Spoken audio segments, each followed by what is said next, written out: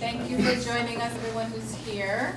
I apologize for the lateness of myself and our dear vice chair and our outgoing chair. We were in a meeting with Mayor Hales and Deanna Wesley Mitchell, and we thought we'd go till 3:30, but it went until 4, so we could pull away.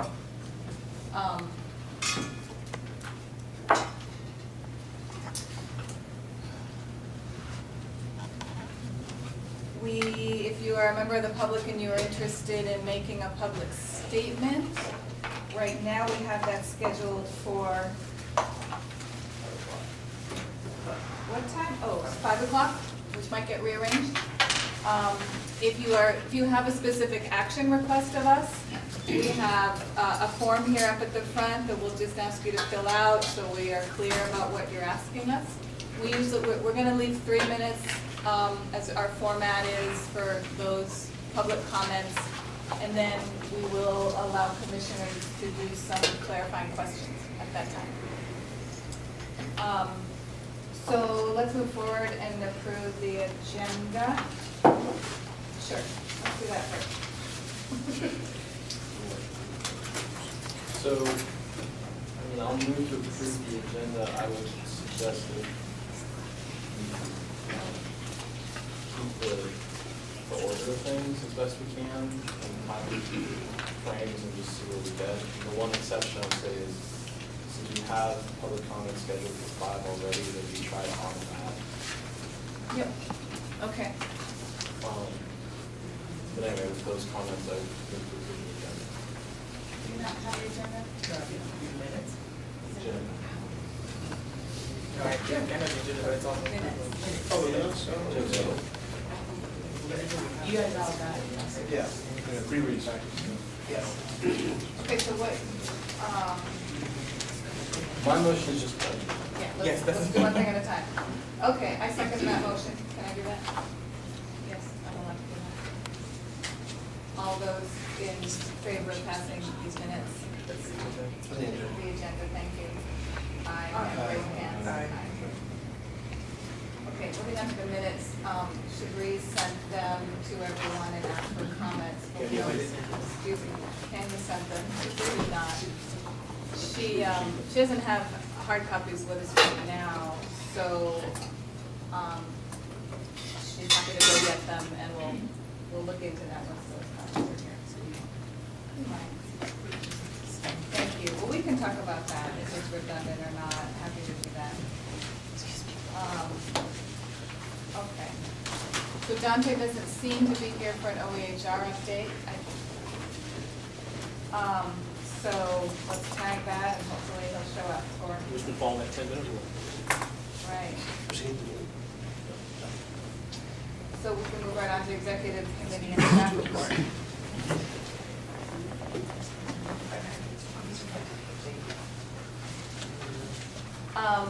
So city communications, I just mentioned that Alan and Shabri and I just came from Mayor Hill's office and we were specifically speaking to him and Deanna Wesley Mitchell about the appeal. And previous to that, there had been communication because the CLEAR committee sent an email to both Mayor Hales and then Commissioner Fritz, expressing our concerns about that appeal, and you all got copied on that. What other city commissions have happened?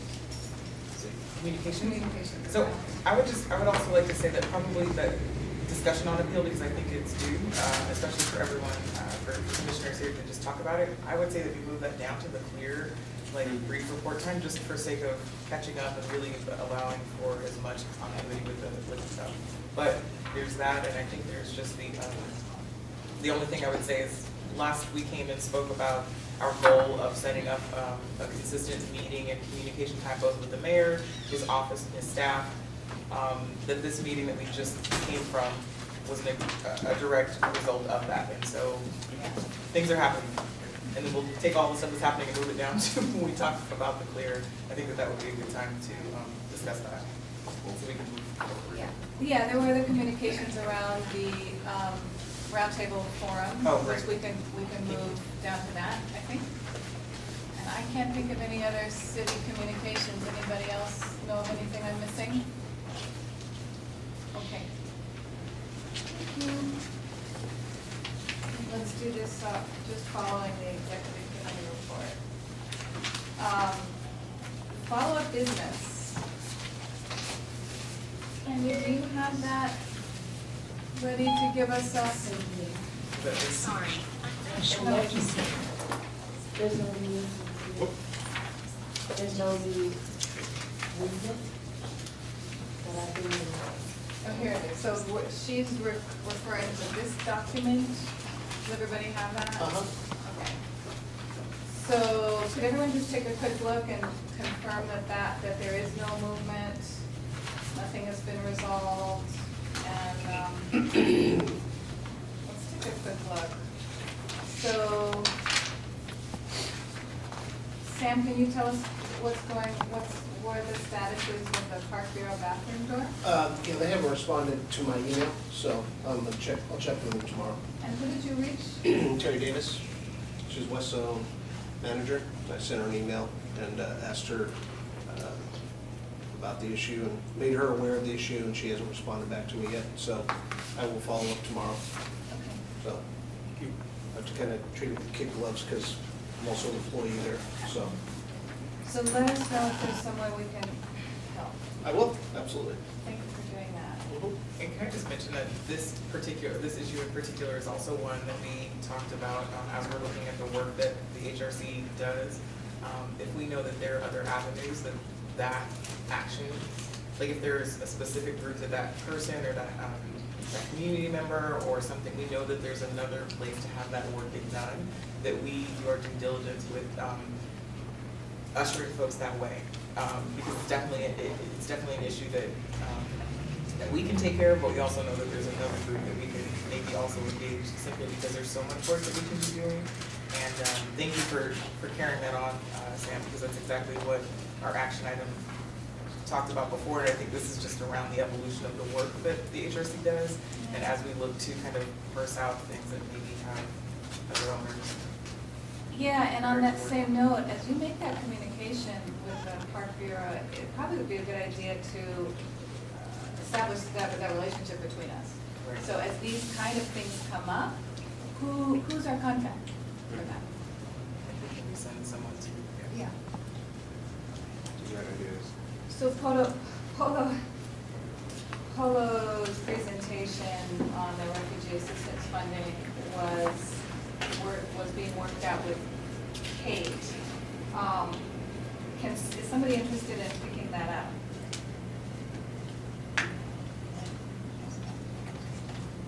I'll hold on to it if nobody else is gonna pick it up. Was that a letter that we did? Wasn't that, what was the action? They wanted HRC to convene the nonprofits in the city who all do the refugee funding, assistance funding. But since the funding wasn't cut as they had anticipated, there was an interest in still holding convening that group to start to, I guess, think creatively about how they prepare for the day and that kind of thing.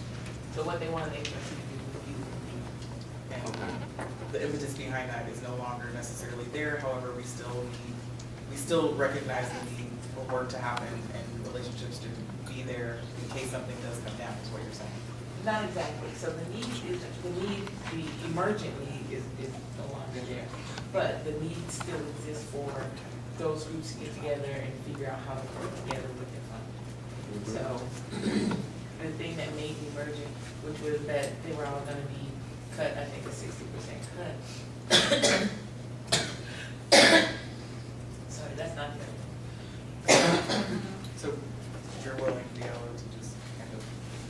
Get in touch with Polo and get in touch with organizations to connect them, yeah. Okay, so we'll take that to say,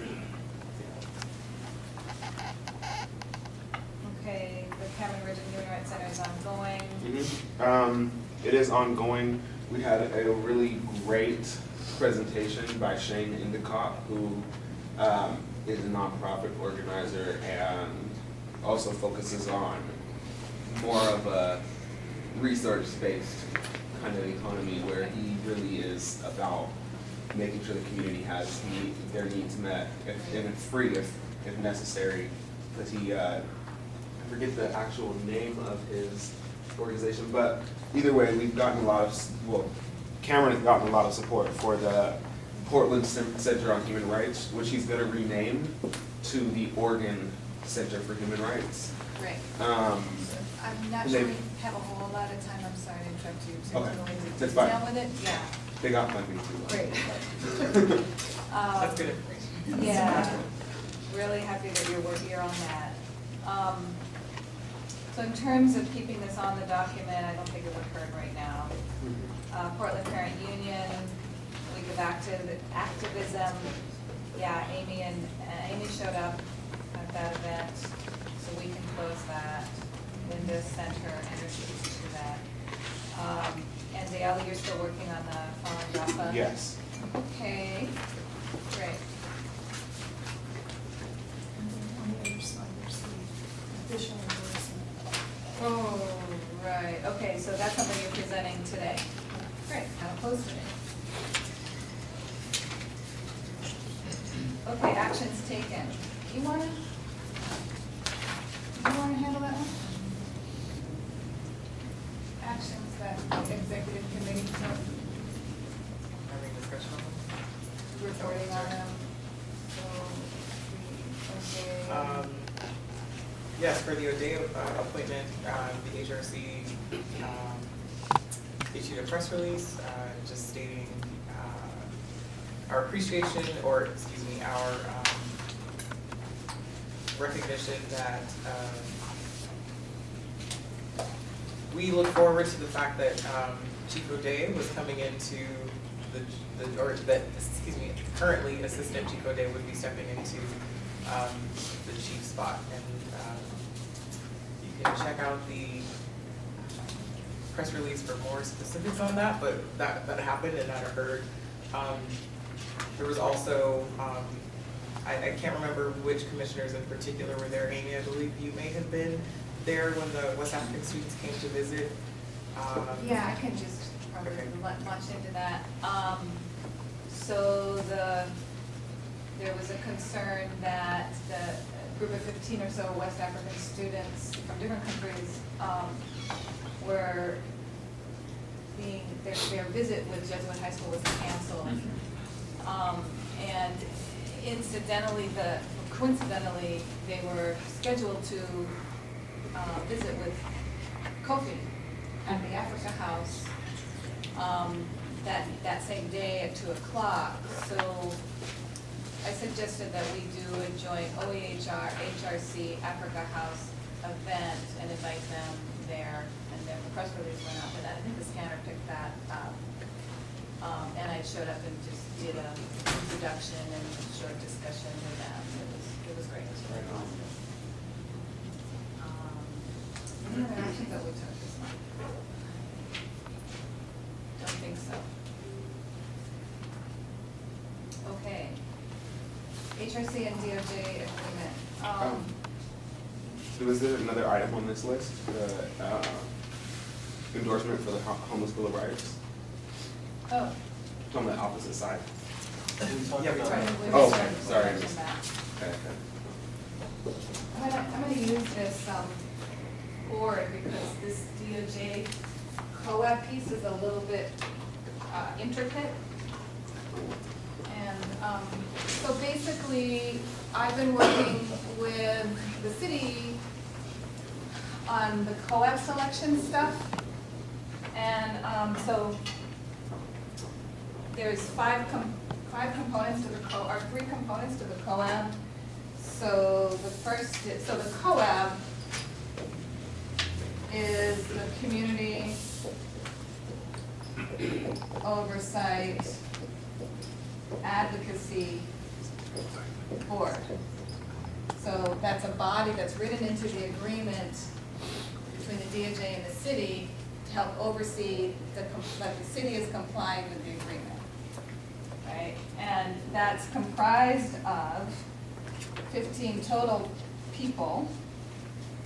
There's 5 members that are at large from the community. The process by which those 5 members are going to be chosen is still in the works.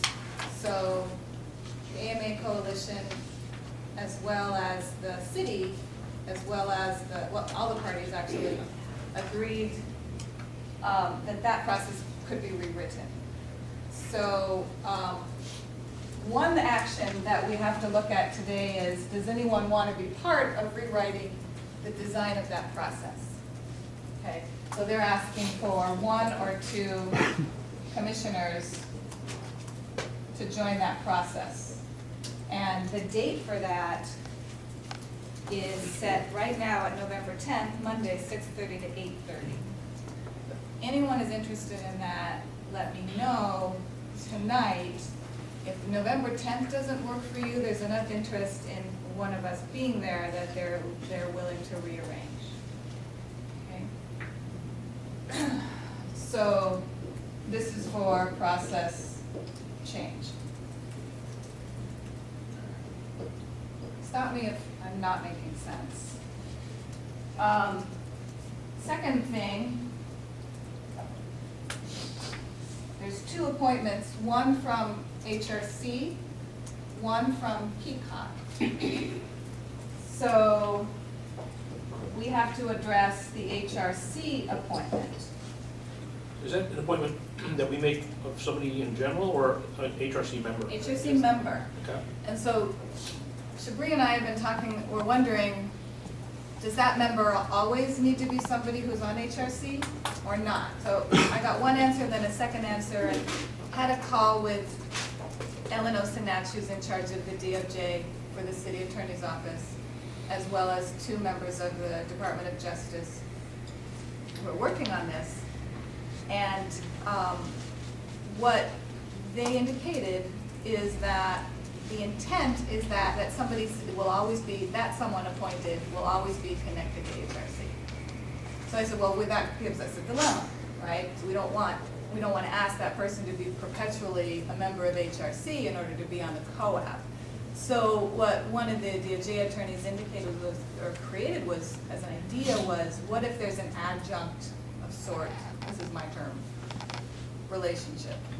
So somebody is appointed from HRC, they might need to move out officially from the standard role as an HRC commissioner, but still can have a liaison or adjunct relationship between the 2 bodies, right?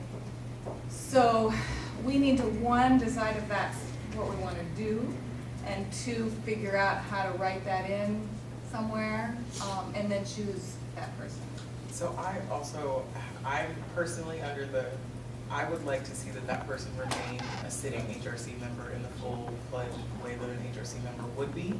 And I feel that it's important because a person who's connected to all of this work on a daily basis, that is a person who's an HRC member would be, I think, should serve in that way. I do believe an adjunct has the capacity to do something similar, but I think it removes then all of the other connection to HRC work that's occurring, which I think is an important part of why that person is to be appointed from the HRC. This is definitely a time where we have a communication around that, but I do feel strongly that that person should remain an HRC person, not meaning that person should be perpetually for the rest of this 5-year term, piece, be there, but that if that person right now, say we're Malloy, and then that person were another, HRC commissioner, and then another person, that hopefully the communication that we set up is such that they can take that and continue to move the ball further, but that they are in fact an HRC commissioner as it stands now. But I'd love to hear other. Well, I guess my question, not being is, what is the objection to having it be an HRC person throughout the entire term of the COAP or whatever? Because if it's somebody who is about to term out from HRC, then that would require that person to maintain a membership in HRC. There may not be, I mean, it's really just a choice of how we want to do I mean, I it. guess I looked at it more the other way, that if they're about to term out or if they're gonna step down, we'll have more, we have to replace that Replace person. them. Yeah, so then there would probably be an issue of continuity. So if somebody has to step in, they'd have to revamp up their knowledge, and they'd miss the history that happened with co-ops from the beginning. So I think we set that up by ensuring that at our agenda, we have a place where that person, whoever that sitting person is, needs to report back, it needs to make certain that we have information, and so I don't feel like it would do a service to have someone who's not a commissioner be and do that. I feel like there needs to be an open way that happens, and I feel like we set up the structure now to ensure that. Oh, I was just gonna say that I don't know the term limits. I mean, obviously that might be something because of considering who we would select. We would likely want to select someone who potentially has enough terms Yeah. left. They could see out the whole thing. But beyond that, I mean, anyone can leave for any reason at any time. And there's no, the danger of that, I think, is there, the concern about that is there regardless of whether it's an adjunct or an HRC member. The HRC membership just does have that one little layer of, you know, like if it were me, I mean, I'm turned out, not this next year, but the year after, so I can only go for 2 more years. But if, you know, if we consider that in our selection of the person, we can deal with that problem. And it's just a question of, does life over the next 5 years allow this person to do this role? So the co-op term is 5 years? Well, 5 years is what is expected that this agreement will take to implement. 3 to 5. Okay, 3 to 5, and this appointment, the term is 2 years, 2-year commitment with an opportunity to re-up for another year. So that's only 3 years. Yes, So that means that that's the limiting factor. It means that only people with 3 years, that's, I mean, that's most of the people here. You can serve for, the shortest time that you can serve maximum is 6 years, so. they are. So you asked, my major question was how long we would be sitting on the co-op for, but also, if we're choosing 1 to 2 HRC members, why not have it kind of like, No, let me interrupt you, that's for the 5. Sorry. okay. That's for 1 to 2 members is for who wants to be involved with the process change for the at-large people. Okay. Yeah, then never mind. Yeah, we just get to appoint 1 from HRC. What is the time commitment You mean during the month and so? to serve on the co-op? 2 years, No, I mean, what's the time commitment? What's a month meeting? that's what I'm saying, we don't know yet. Okay. Like So, it's a significant commitment, I would consider it like what's expected of HRC and then some. There's a lot of reports that they need to work with the COCO to prepare. And at least monthly meetings, and there's a assumption that there'll be committee work, lots of pre-reads. So it's not, and I just worked out an application with Joe. Did we get, that didn't get printed, did it? An application, okay, I sent it to you that late notice. And the requirements are pretty involved. Requirements for what? To The be a app, member. for the tasks and role of that co-op member. Which is a part of the reason why that process change came into question in many different forums around who are these people, why do they, you know, and ensuring that there were actual community members, not just experts who could serve on this, and do it in a way that did due diligence to the work that needed to be done, but also engage community members who aren't experts.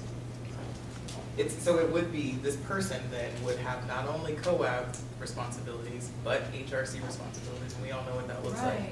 So that recognition that this person would probably need to then not also do, or excuse me, not also chair maybe another, I don't know if we need to. The HRC. It would limit. To not chair that makes sense, yeah, to maybe not be the chair of the HRC. It would limit the capacity to do much other, work, from a leadership perspective, but, it would be a really involved position to take on. Intensive, yeah. So I have a question about co-op in that, what you just said, as far as like how much it would tax the current commissioner on it.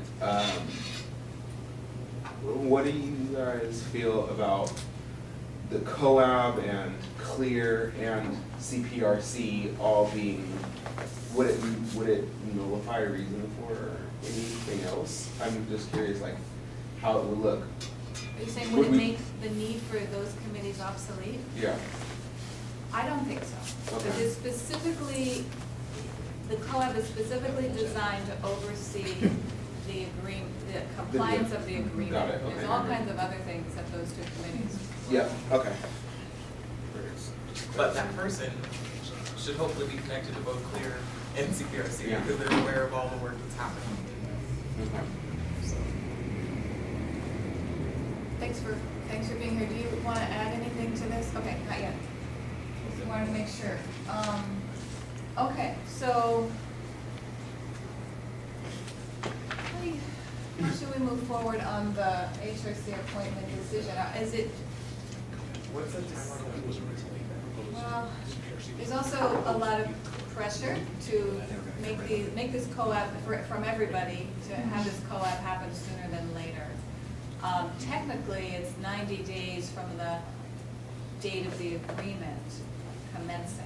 Have they selected a COPO? But they have not selected the COCO, but that's around the Which corner. also makes sense. Yeah, so we should move forward on this until they select the COPO, should we? The agreement reads 90 days after the after the agreement is, When was the agreement? August 29th. So. When the agreement, it's triggered by the agreement? we're not over the COCO? 90 days. But everyone is, it's not. Everybody's over the 90 days. And it also is something that until the COPO is there, like it's this weird kind of moving thing. So, yeah, my understanding is we're, for this, there's different deadlines, but for this, we're over the 90 days, so it's when you can, as soon as you can, but also I'm all hearing, but, don't rush the process in a way that isn't thorough. I mean, so for me personally, I'm not, well, potentially I'm not eligible, and also I'm not volunteering to, or interested in being in this position. If there are people who are interested, I'd be curious to hear from them. Because it sounds like the next choice is, do we select someone today, or do we wait till December? Oh, is that really? I mean, that's what I'm hearing. I hear things a lot. My plan was, and I had to talk to Shabri about this, but my plan was to make a final announcement. Anybody interested, let me know, and we'll figure out a selection process. And I still think that's probably the best plan, but, so I at one point was a potential candidate, and I'm not any longer.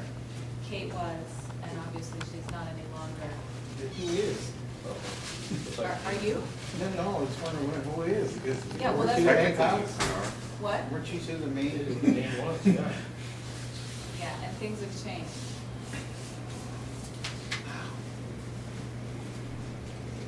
Well, so when you say that there'll be a selection process, does that encompass coming back in December and voting on that selection? If the commission feels that that's an important way to do it, we can. The agreement just says that the chair is to appoint.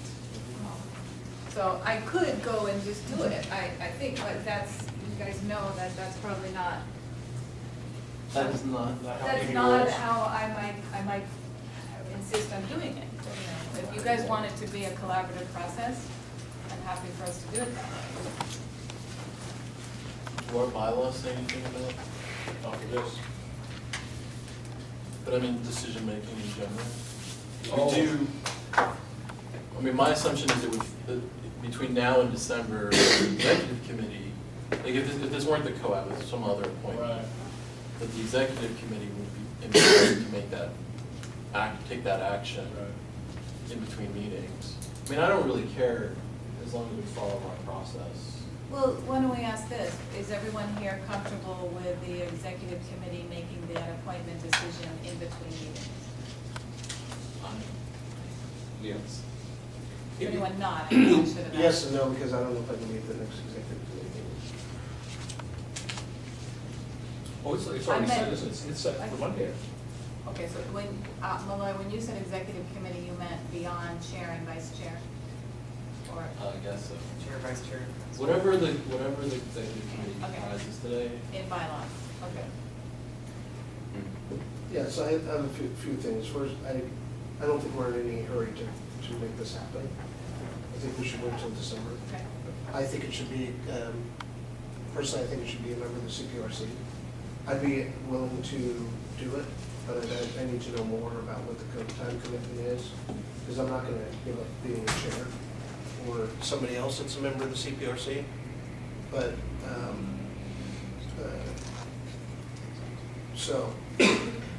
so I think we should wait till December. I'd be interested in doing it, but I need to know more about the time commitment and what everything entails, because, you know, I still want to be the chair of the CPRC. And I personally think it should be somebody from CPRC. That's my personal opinion. And the other issue is, if it is one of these members, one of the HRC members, you know, I think that's great to have somebody, but we still need another member on the CPRC. So we need to make sure, I mean, I've been coming to this meeting for 3 months, 4 months, asking for another member of the CPRC, and we still don't have another member. So we need to, in my opinion, need to make sure that we have that taken care of as well. So, so that's my feedback. I don't think it would hurt to wait till next month to make a decision. And I don't know who else at the table is interested in doing it. I'm interested too. If, I definitely think that waiting until December to make the decision, but yeah, I'm also interested for the same type of reason that you are in a way, but not a member of CPRC. But you're a member of CLEAR. Yeah. Which is, I think both of those hold, for me personally, the same weight with regard to them being engaged with this type of work. Yeah. And being an HRC member, recognizing the history of CPRC. But I do think that both the level of work that's occurring and the genre of work that you guys are working in allows for a connection to the history around where things stand. Okay, so is anyone not comfortable with us waiting until December to decide? Do you know of any other reason that we should, I mean, outside of the conversations I've been Deadline. privy to when people are like, that needs to happen, do you know of a particular deadline or anything that would, okay. I just wanna make sure we can make a decision. based And, on this. yeah, and if it's okay for us to wait until December, we will know who the COCO is. Because as I work through this, I can see it really mattering to potential members of this co-op, who that COCO is they'll be working with. And I'm happy to make that argument, right, if I need to. Okay, so, I'll send a letter, an email out to everybody else who's not here, letting them know, sure about the opportunity, and to let us know if they're interested before next meeting. And thank you for you guys who are interested. Your commitment to the work is obvious and made even more so clear with your guys' interest, so thank you. Okay, and then the final piece with COAB is, for us, is 3 COAB members that are chosen with both the PCOG chair and the HRC chair.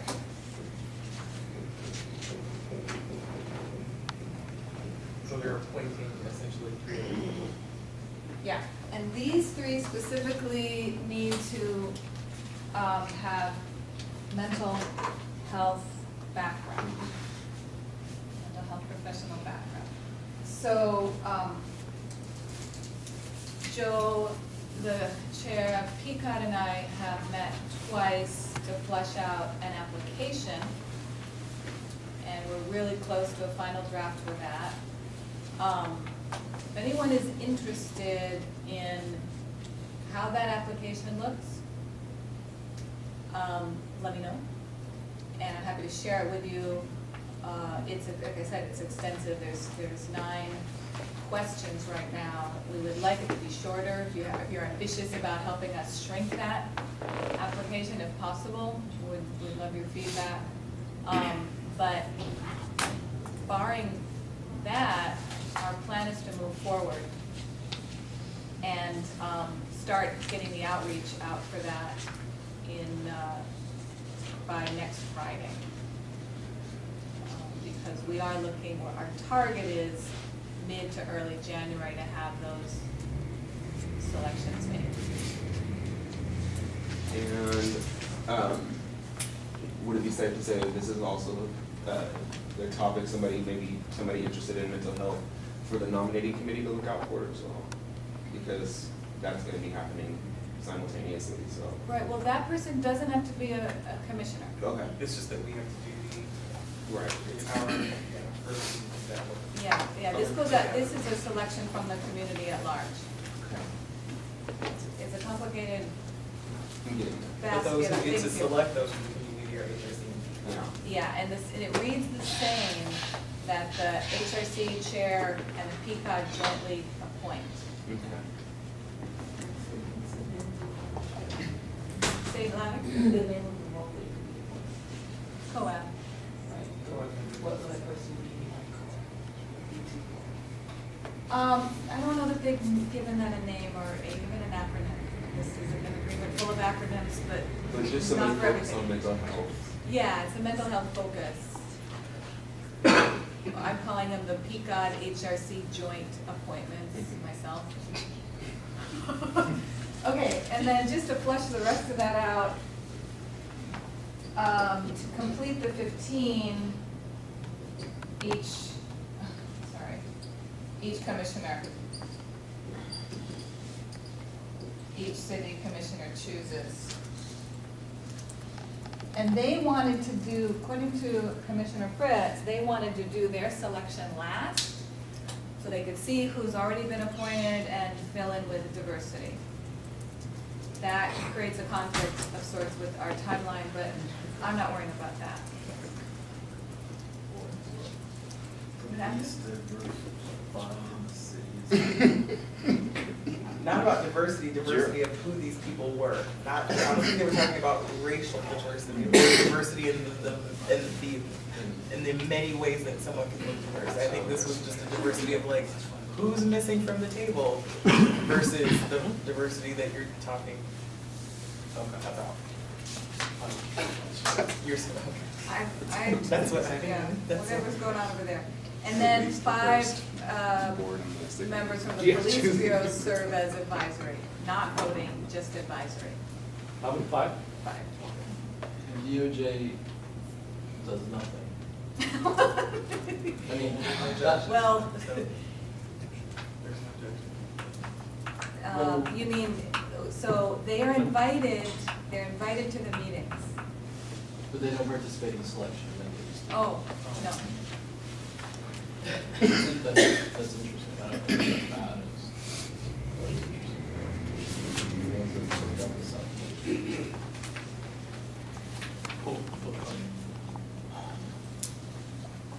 Okay, any last things about COAB stuff? Do you think we can specify who may be interested in the process change? Do we have folks who are interested in that? Amy, I would be interested in that process change Yay. for situation right there. Are you available on November 10th? I believe so. From Okay. 6:30 to 8:30 PM, correct? Yes. Okay, excellent. Is anyone else interested in that redesign change? I'm free during that time. Okay. So a little more on that, what they're doing, so they collected a community group to design what the interview process would be for the COCO. Included AMA Coalition, other community leaders, and they're expanding that to redesign this at-large process. So that's what we're included in.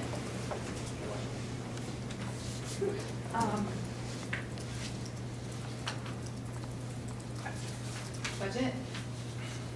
Anything we need to know about budget?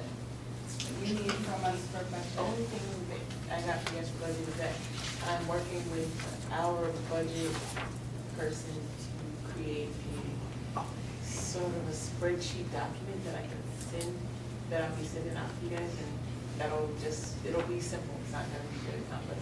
It's only gonna go out to the committee chairs, and it'll be just a way for you guys to inform me what you're spending, what you're planning to spend, and what's been spent. So that'll be getting that in email as soon as Paul can create it. And the goal for this was also to make certain that, I know that there had been like a lag between an ask for a budget and then people submitting something, but whatever people submitted apparently wasn't enough or didn't answer all those questions. And what we saw was there was a fissure between an expectation and knowledge of what needed to be presented to meet that expectation. And so we've asked OEHR, Kenya in particular, to make certain that they let us know what that looks like so that we can go forward and be able to just plug in information so that they have it right away and it's not us assuming we sent something that was okay, it wasn't. Okay, thank you very much. Public comments, has anyone signed up for public comments or didn't sign up but still want to? I didn't sign up for it. List is right there. Okay. Should we do those who signed up? I'm not sending. Here you go. On the list. There's a number of them.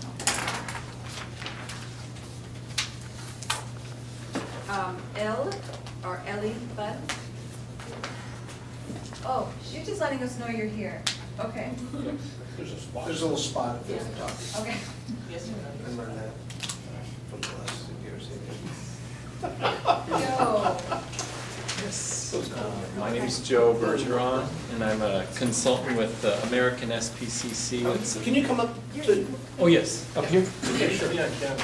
Oh, okay. yeah, please, thank you. Here, I'll leave these with me. Yeah. Here we go. All right. So, yeah, my name's Joe Bergeron, and I'm a policy consultant for the American Society for the Positive Care of Children. It's a child advocacy nonprofit organization. And I work with my two consulting colleagues, Kathleen Maloney and Kathleen Gorman. Kathleen's going to be passing out some flyers about an event we have 2 weeks from tomorrow, which we held just short distance from here, Mercy Corps. It's called Listening to Youth-Driven Solutions on Universal Children's Day. November 20th is Universal Children's Day. It's the 25th anniversary of the Convention on the Rights of the Child. And so we're using that day as the context to have a discussion with local, we'll listen to solutions offered by local youth. And so we have a group of 6 different youth organizations that will be presenting that day. The space holds about 175, and it's mostly youth that we've invited, but there will also be a large number of adults there. Partners, different nonprofit partners, Multnomah County partners, other officials. So we definitely are interested in inviting you, having as many people as possible attend. We can email this flyer, we have it as a PDF document, but we want you to share it with youth.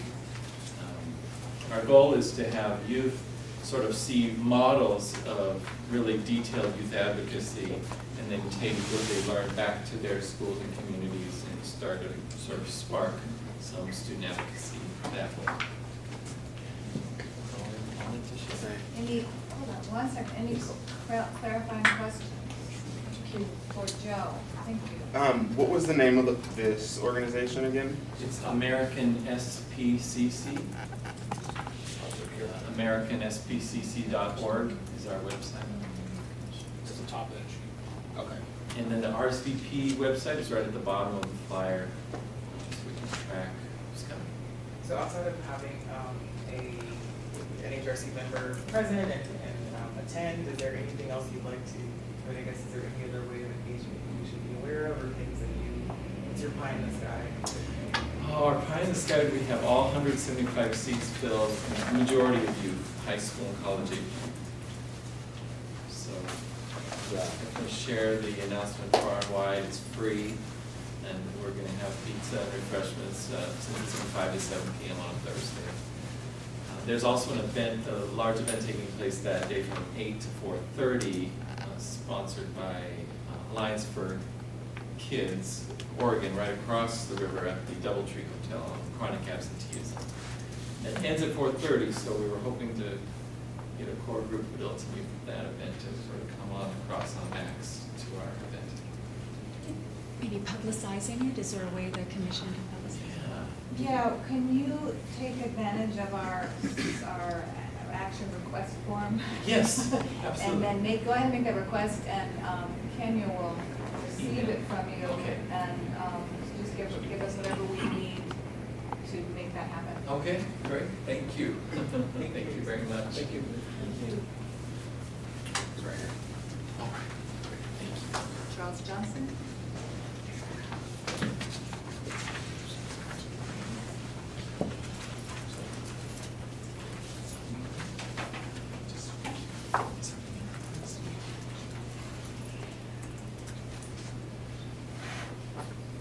Good afternoon, or good evening, Commissioners. This morning, I was back to my regular routine of visiting the City Council during their working session. And some of you may notice Maxine Bernstein of the Oregonian had a piece about hotspot policing. And it does seem like most of this almost $750,000 worth of federal money is going to go more into studying community policing, just nominally named under hotspot enforcement. But, you know, from various issues, including the death of Keith Notice, hotspot policing doesn't really have a good history in Portland, or maybe in the rest of the country. But after hearing some of the time that was taken up and some of the complications involved with your involvement in the DOJ settlement, and the fact that there's $700,000 available from the Federal Department of Justice to study policing, yet this body is hijacked into a police supervision role, is something I hope that you'll communicate back to the Office of Equity and Human Rights and to our fine 5 city commissioners. I'm sure you're all concerned citizens, and it's the job of every citizen to make sure that the police don't get out of hand.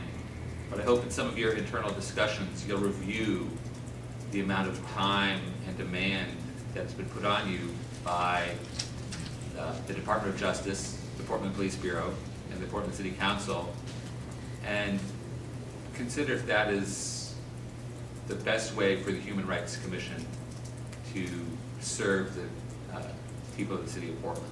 I certainly appreciate your work in that area, but I don't know if you even know the extent or scope of your work. It might be worthwhile to actually ask paid full-time staff in the Office of Equity and Human Rights to kind of review your work in minutes and see how many man hours of yours has the Portland Police Bureau eaten up with its bad behavior. And to reconnect with the diverse minority community in Portland and find out really what they want the Human Rights Commission to do. Obviously, we want the Portland Police Bureau to not kill and abuse citizens, be they mentally ill or part of a racial or ethnic minority. But I would like to see this board or this commission have a broad capacity beyond assisting in police reform. And I know at least one member of the commission is so concerned with the strange appellate decision that our fine city commissioners have made that they don't feel that this board empowers them to serve the community, but actually limits their ability. And I look forward to finding you all engaged in more vibrant discussions with ordinary citizens instead of having yourselves burdened with some bureaucratic, possibly crap about police moderation. Thanks, y'all. Thank you. Okay, anyone else? Yes, hi, Levon. Hi, I'm just gonna stand over here rather than have to go up to the front. So, the Portland Commission on Disability is having the Youth Civic Engagement event. As I mentioned before, it will be January 27th, which is a Saturday. Just wanted to give you a heads up, we will be distributing information soon. Our next planning committee meeting is on next Tuesday at Panera Cares at noon. Diallo has been invited because he is in our video. But if you do know any youth that are interested in being more engaged in their community, this is an opportunity for them to get involved in letting us know how to pull this together so it's actually interesting to youth and not just us folks. Then the second thing is that we are having a logo contest.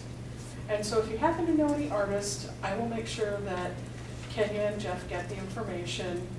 But they could win a $50 Fred Meyer gift certificate for putting in a thing, and it's to get people to learn more about the Commission on Disability. So those are our two little announcements. Thank you. Thank you. And just to follow up, I don't know if she was even briefed. Tomorrow, 2 p.m., our fine city council, with a report introduced by Mayor Hales, we'll be talking about the American with Disabilities Act Transition Plan update.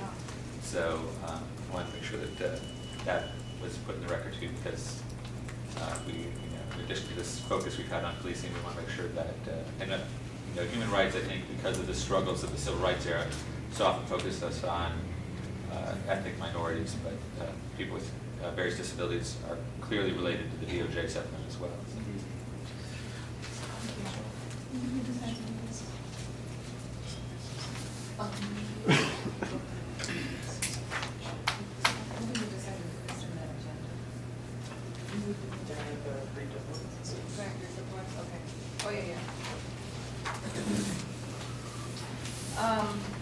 Okay, let's do meeting minutes. Can everyone take a second to look at the meeting minutes and get ready to approve or amend them?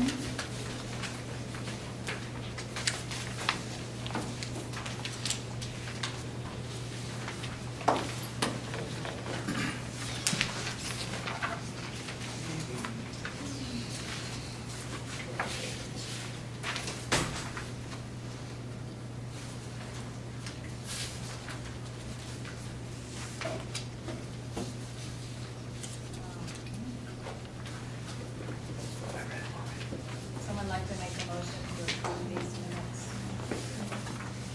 I have a question before we make the motion, is it possible to discuss a question?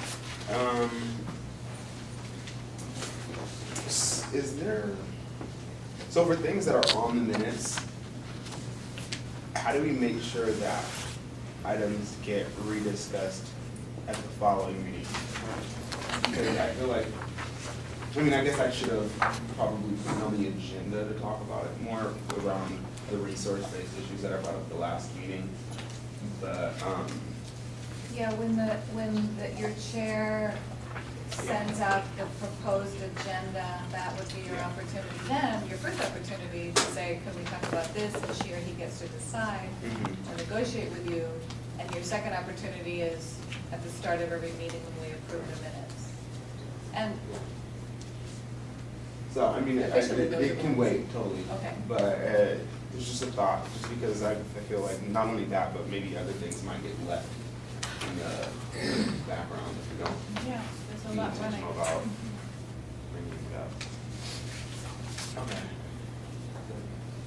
Someone up for a motion to approve the minutes? So moved. Second.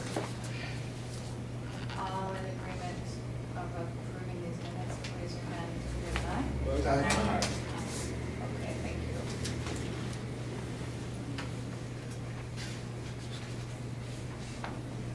Jess Larson, oh, there you are. Hi. Jess Larson is here to talk about her work with the Welcome Home Coalition. Do you mind sitting up here? Is that gonna work? Absolutely. And we came across Jess as we were working, CDC and HRTF members were working on the upcoming houselessness forum. And it worked out, we're gonna come today. Today is Homeless Awareness Day? Oh, I'm sorry, this month is what I meant. I heard the month is.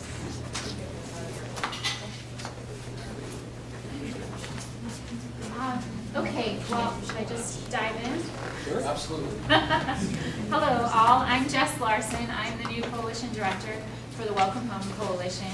And I must confess, I'm not totally up to speed on your work here at the Human Rights Commission. So I'll do my best to introduce our coalition and our intentions and our work so far and our work going forward.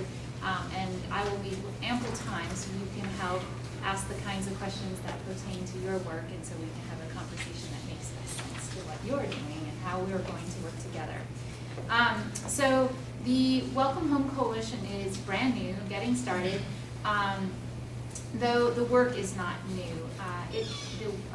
We are dedicating our efforts to building a coalition of housing experts, housing advocates, but most importantly, tenants, renters, and low-income homeowners throughout the region, including Clackamas County, Washington County, and Multnomah County, all people invested in affordability throughout our region. And our goal is to be able to step by step over time through policy and successful campaign wins, secure revenue sufficient to meet our region's need for affordable housing. And that means improving affordability through services like shelter assistance, case manager support, rent assistance, mortgage assistance for people at risk of losing housing, all the way up to securing flexible revenue to support the creation of new affordable housing and homeownership opportunities for low-income families. So the entire spectrum of housing affordability is our focus, and our goal is to secure revenue necessary to meeting the need throughout our region for affordability. Quickly, very quickly and very briefly, just a little background about what is this need for housing affordability. I think it starts very clearly with the federal divestment in the HUD budget over the last 40 years. We've had a steep decline, an absolute drop in funding year after year, leaving local jurisdictions left to figure out how to meet this need for affordability. We have, in Portland, for example, the tax increment fund set aside, tax increment financing set aside, TIF set aside through our urban renewal districts. And this, they set aside 30% of that revenue to fund affordable housing development in Portland. That's not used in any other city jurisdiction in the region. But we do have a substantial budget for housing in Portland, and that has risen over the years to kind of keep up with the need and the falling resources coming from the federal government.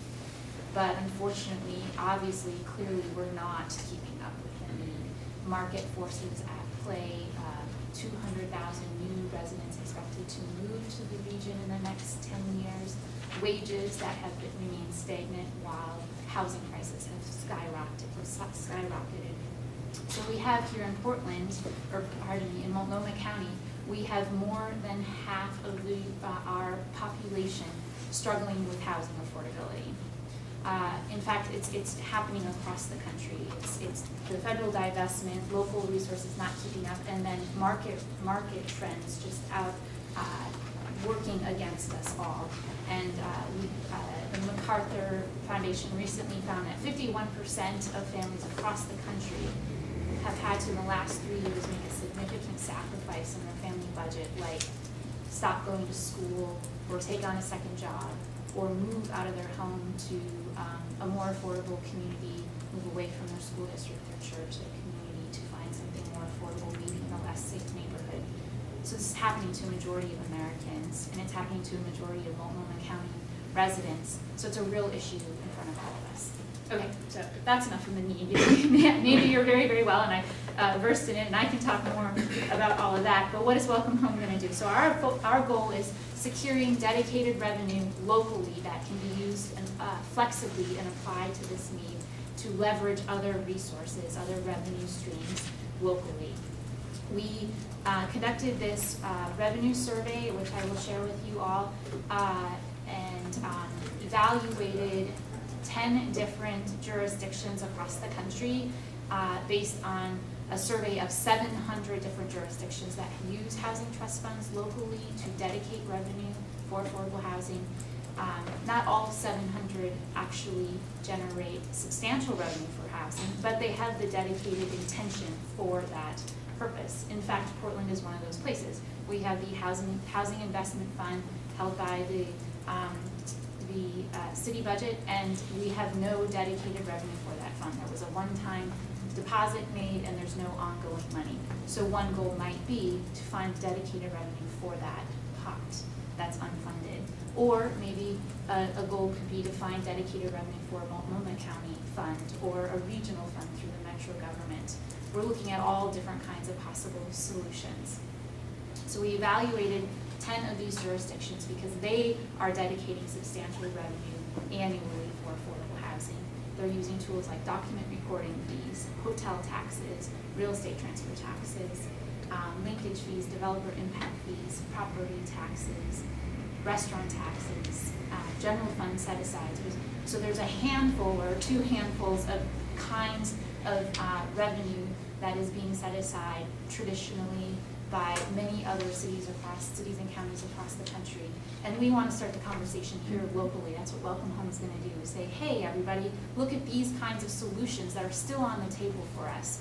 We can, not that we're doing a bad job, everyone's really struggling with this, but we need to, we can take the lead. We need to find some new solutions. We need to be flexible. TIF can't meet the need. It's declining, and it's an inflexible stream of funding, and it's specific only to urban and rural areas. So our first assignment out of the gate was this revenue survey. We are going to be presenting it at your forum at the end of this month, and we've started a website that's live, not totally complete, but it's live. We're looking for people to start liking and following us on social media and getting on our email lists. And we'll be going around to various community forums, housing coalitions to present this information. We're also meeting with electeds across the region to test their interest and their support and their expertise and what can and can't work here locally.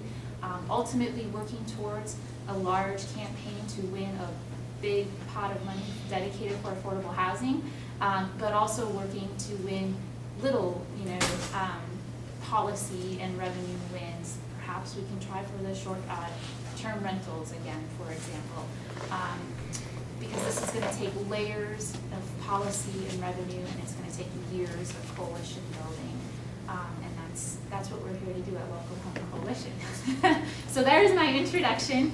I will pass around just the copy of the 11-page executive summary, and then I do have one, the back one is the full complete survey. All of this will be available online by the first part of next week, but I'll share this much with you in hard draft tonight. Thank you. Wow. Do you have questions? Yes, Damon, go ahead and start, and then I'll come up here. With the 10 other sites or areas that you looked at, do any of them involve private investment or private money? Yes, I mean, all of them involve layers of policy and solutions, but Welcome Home is focusing its efforts. We aim to be the lead on dedicated public revenue. So yes, we're gonna support lots of different kinds of strategies, but private investment is not one of the main streams to produce really tens of millions of dollars annually. That's sort of our bar. What can scale up to tens of millions of dollars annually here locally? Did that answer your question? Yeah, I just prompted another one, but Why don't we click? can you? What's the website where this service is? Yeah, it's not there yet. It will be Monday. WelcomeHomeCoalition.org. And if you like to tweet, we're WelcomeHomeOrg. And you can find us, I think, easily on Facebook. Yeah, Damon, did you have another question? When you're talking about tens of millions of dollars annually, so I'm assuming there's not a maximum amount that you would want per year, but What do we need? what's the Yeah. bare minimum? I think that's a great question. So, it's really hard to find that dollar amount because the truth is, local flexible revenue can leverage lots of other kinds of revenue, so it will duplicate itself. But I think an honest estimation is that we need $1 billion worth of investment into our affordable housing infrastructure.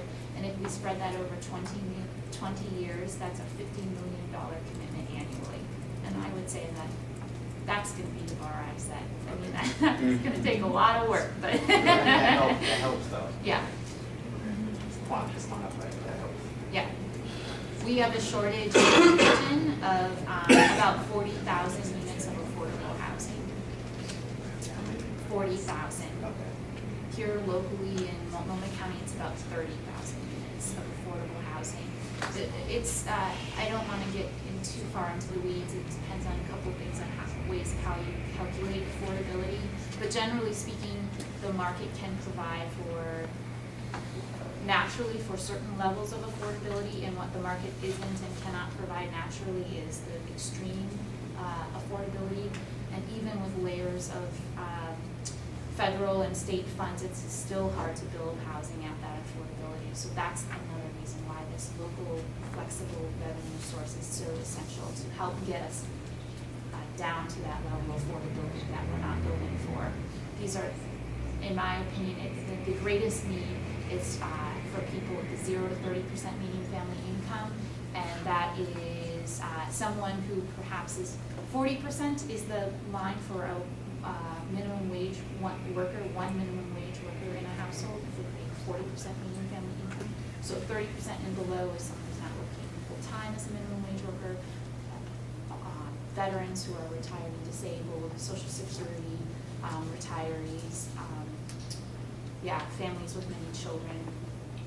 Those are the families and individuals that are most in need of housing resources right now. And they're living in, they're not all homeless. Many are, but they're living in housing insecurity because they're paying 80, 90, 100% of their income for affordable housing. Sorry, I got into the weeds. Questions from commissioners? Y'all was first. Yeah, okay.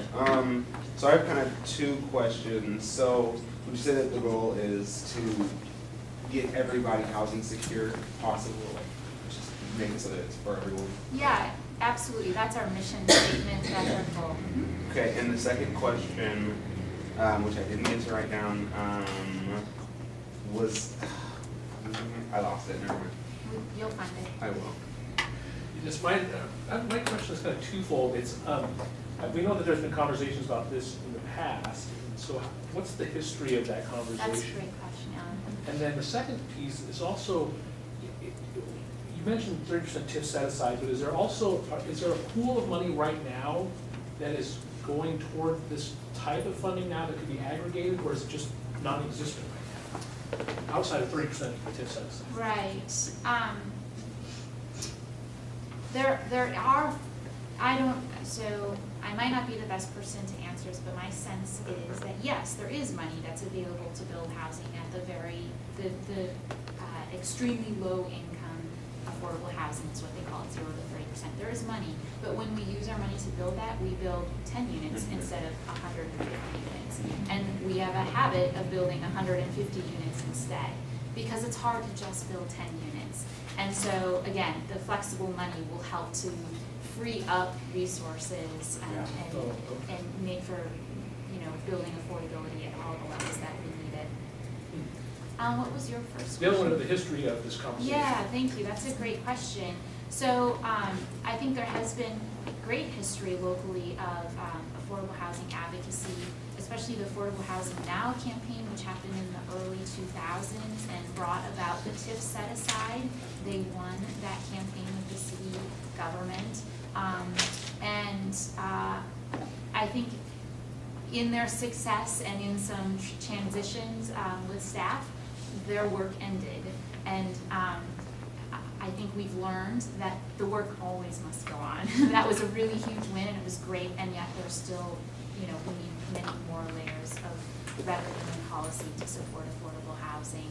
And you may be aware, for example, of inclusionary zoning and how we have a ban here in Oregon along with Texas, and this is a preemption that prohibits city governments to impose regulation and require developers to be a part of the solution of affordable housing. So that's an example of a layer of housing policy that could really support the development of affordable housing. Okay. I remember my question. So the Housing Rights Task Force, this seems perfect for their job. I mean, they were doing inclusionary zoning originally, but now focusing on homelessness in collaboration with CDC.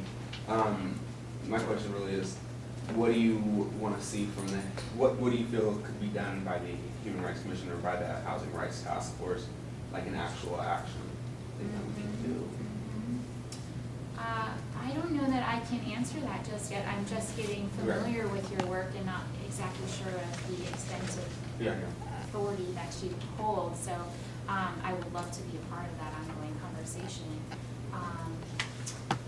Housing is a human right, and I think it's becoming the next most essential, most important, most under-provided human right, and so it's awesome that you are taking this up, and it would be great to have your partnership in this ongoing work.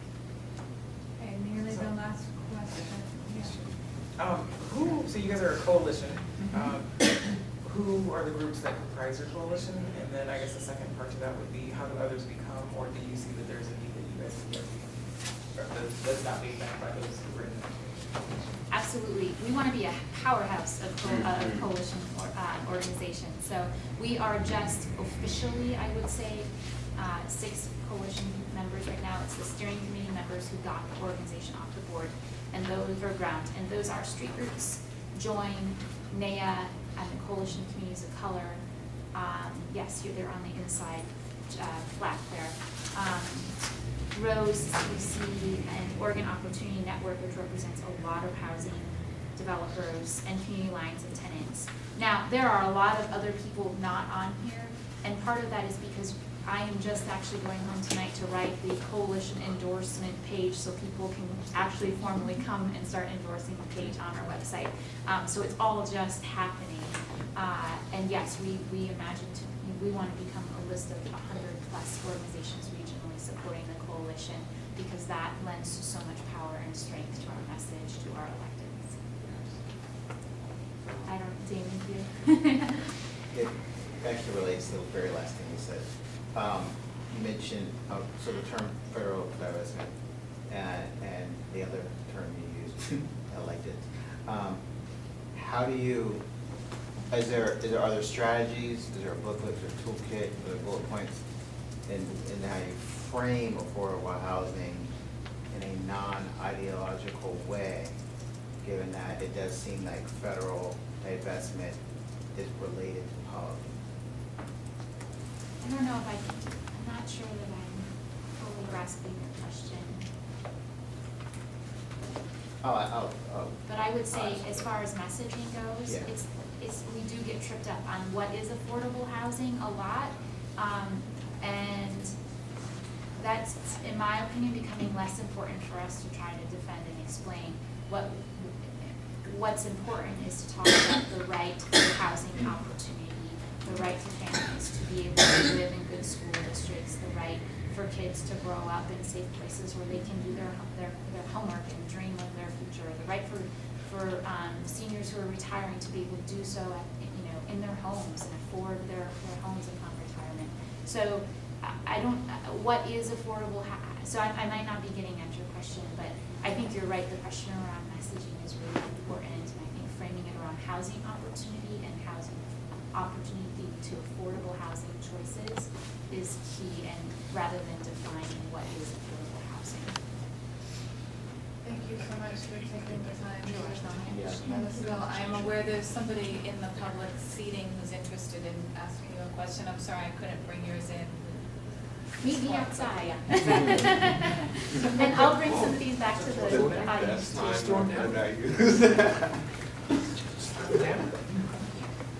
Thank you all, it's a Thank you so pleasure much. to see you. Be in touch. Do you want to come see you there? Yes. So pleased that we're involved. Okay, good.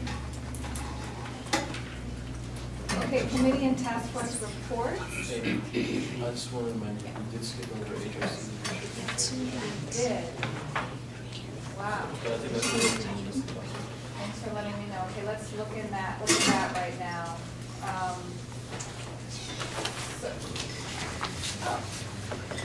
There's a one-page table that's double-sided.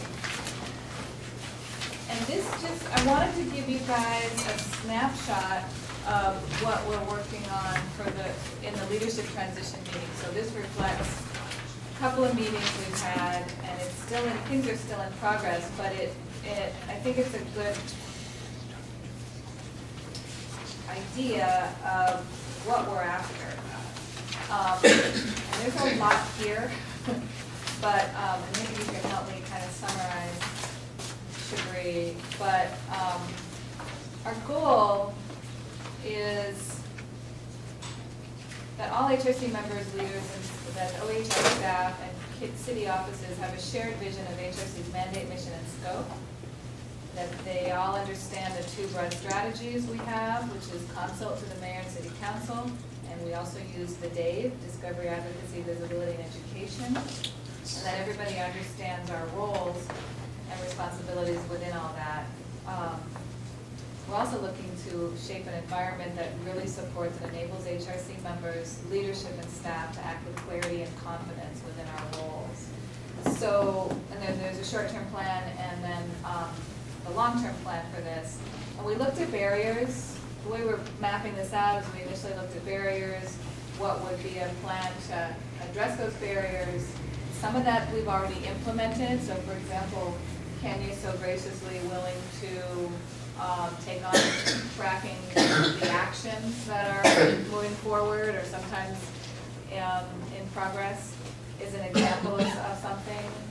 And as a reminder, this emerged because we were having a real heavy leadership responsibility that we found was unrealistic and could be amended so committees could have more responsibility and move their actions through a little bit further.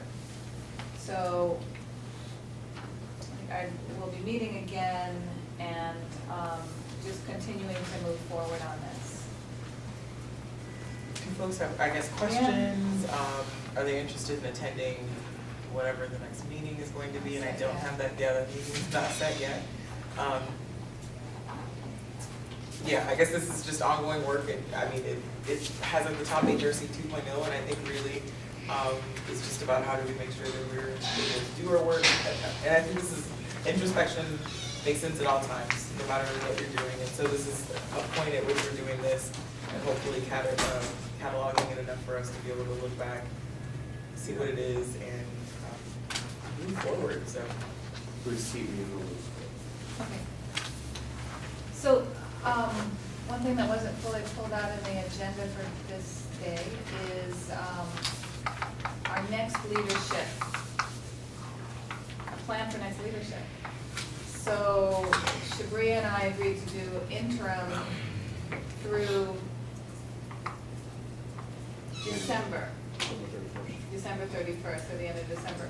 So the way that we worked out our selection process for leadership is we need to open up the nomination process today for that next transition.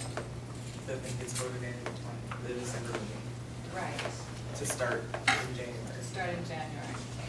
So what does that mean? How have we done that before? We're announcing we're opening the nomination process, and then what do we need to say happens next? You could ask for nominations tonight, and then if there are none, you can receive nominations between now and November offline, and then announce those at the December meeting. Or actually, I think what we've said is you have to announce them at a certain point. Open By now email. until next month. And then it closes. It closes next month, Closes at the next meeting, and then we're voting. and we vote then. But if there are any nominations that come not at this meeting, they have to get distributed by email to the commission. A week before, at least Right. a week before the next meeting. So that people are aware who the nominees are then before. Okay. So is there any nominations now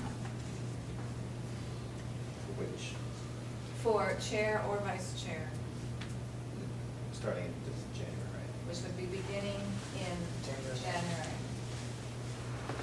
I'd like to nominate for chair, Emmanuel, no, I'm joking. Shabri Vickers. I second that. Okay. Any others?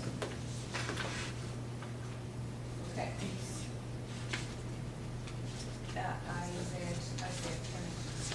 So, just as a reminder, repeat of what Alan said, we've got one nomination, and if there's others to be made, please send them to us both, I would say, over email, at least a week before the next IHRC meeting. And when we're continuing the discussion about co-chairs, Yeah. Well, That was the first 2.0. That's a part of 2.0. yeah, And we can definitely talk about that now. So one of the aspects of the 2.0 work is looking at a co-chair model. Simply because we recognize that there's a lot of work. A co-chair model, however, would be something different than what's in our bylaws. And I think it would also mean recognizing that as our bylaws specify now, meaning the chair is that person who can speak to things, that then is two people. And so there's just a conversation around if we do co-chair that requires a bylaw change, which, I mean, if we're all, that's what we want to do, then gung ho, let's go forward. But that's just a difference that's different than what we've done before, so it's worth stating. yeah, and I see it as an option, it doesn't have to be one or the other, it could be the standard way, but then as an option written in the bylaws, there could be co-chairs. So people could make nominations, and I nominate Shabri and Sam, for example, as co-chairs. We've had co-chairs in the past. Yeah? Arlen and Danita, I I think Arwen was the vice She's chair. vice chair. but they operated like co-chairs. And I remember they kept talking about themselves that way. I think operating as such is different than. That's the way they did, yeah. Right, 'cause I think and that was one of the reasons why it came up, was because oftentimes it has looked or felt like it's been, there are buckets of work and it's kind of just been split between each, versus a chair doing it all, vice chair simply being available upon one's lack of capacity to do that, so, Hold on. yeah. Okay, yeah, I was getting a little distracted. No, So, I'm sorry, are we discussing So I'm kind of letting Shabri lead this discussion about, or maybe getting a pulse from people about their feelings about a possible, adding the possibility of co-chair into the bylaws? Yeah, I'm just listening, so you guys feel like you have had it before, it just kind of existed based upon how It was more how the vice chair and chair work together. Work together. Mhm. Yeah. So here's a question, is there anything that people see would be a problem with including that in the bylaws? Just the, bureaucracy of doing Right. it. Well, I think reason why- mechanics, I think there's some mechanics that are a problem because Oh, the 'cause chair the- has some the- specific the roles. ordinance too. Right. I don't know if the ordinance spells out that we have a chair. Does it? I bet it does, because Another thing is co-chairs work really great when the relationship between the two co-chairs is great. If the relationship is just a working relationship and it's not, they're not able to have like a real relationship, it can be detrimental to the whole group. So, I think we might wanna think about that when we're deciding who the co-chairs would be. Right. Because if they're battling or if they're in any type of competition and not collaboration or cooperation, then it can be bad for the. Right, and that would be up to the nominator of those two, and we would hope that that would have been thought through. Yeah. Right.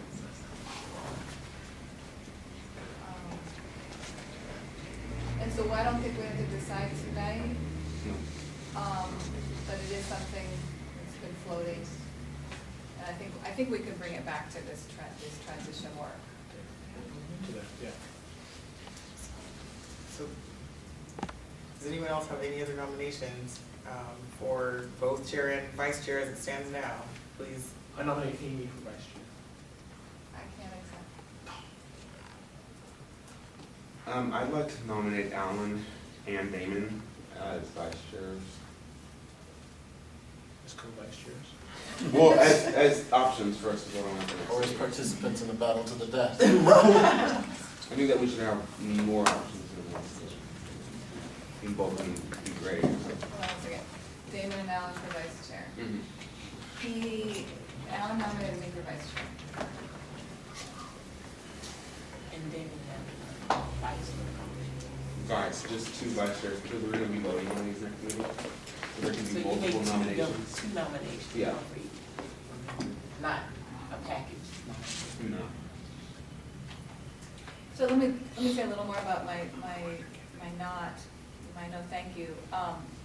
I've come to see that I'll need to be ending my time around my 3rd-year anniversary, which is February, earlier or later, I'm not sure which. And I am interested in the leadership role until a bit after that time. So I would be interested in a leadership role, but I wouldn't be able to complete that beyond April. Just for information. Okay, do you know why you need all this activity?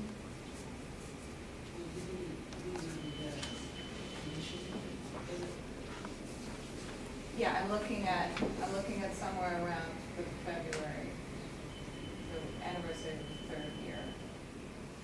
Which would be this one. Yeah, this February. Okay, anything else about nominations, leadership?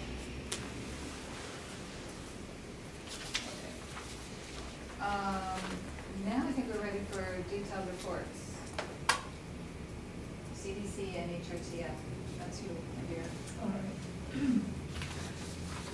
Well, we're very proud to announce that our committee's been working on the Forum on Creative Solutions to Homelessness for over a year. We took the time to really do a lot of outreach to the community and different organizations. And we're in the final stages of planning, and we have, actually, I printed this up a little earlier. Actually, we do have our announcement and registration forms up on the website. Is that correct?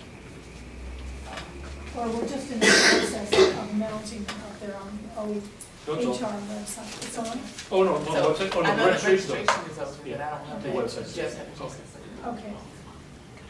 And HRC commissioners who are coming should register so that we can allocate spaces and have an accurate lunch count.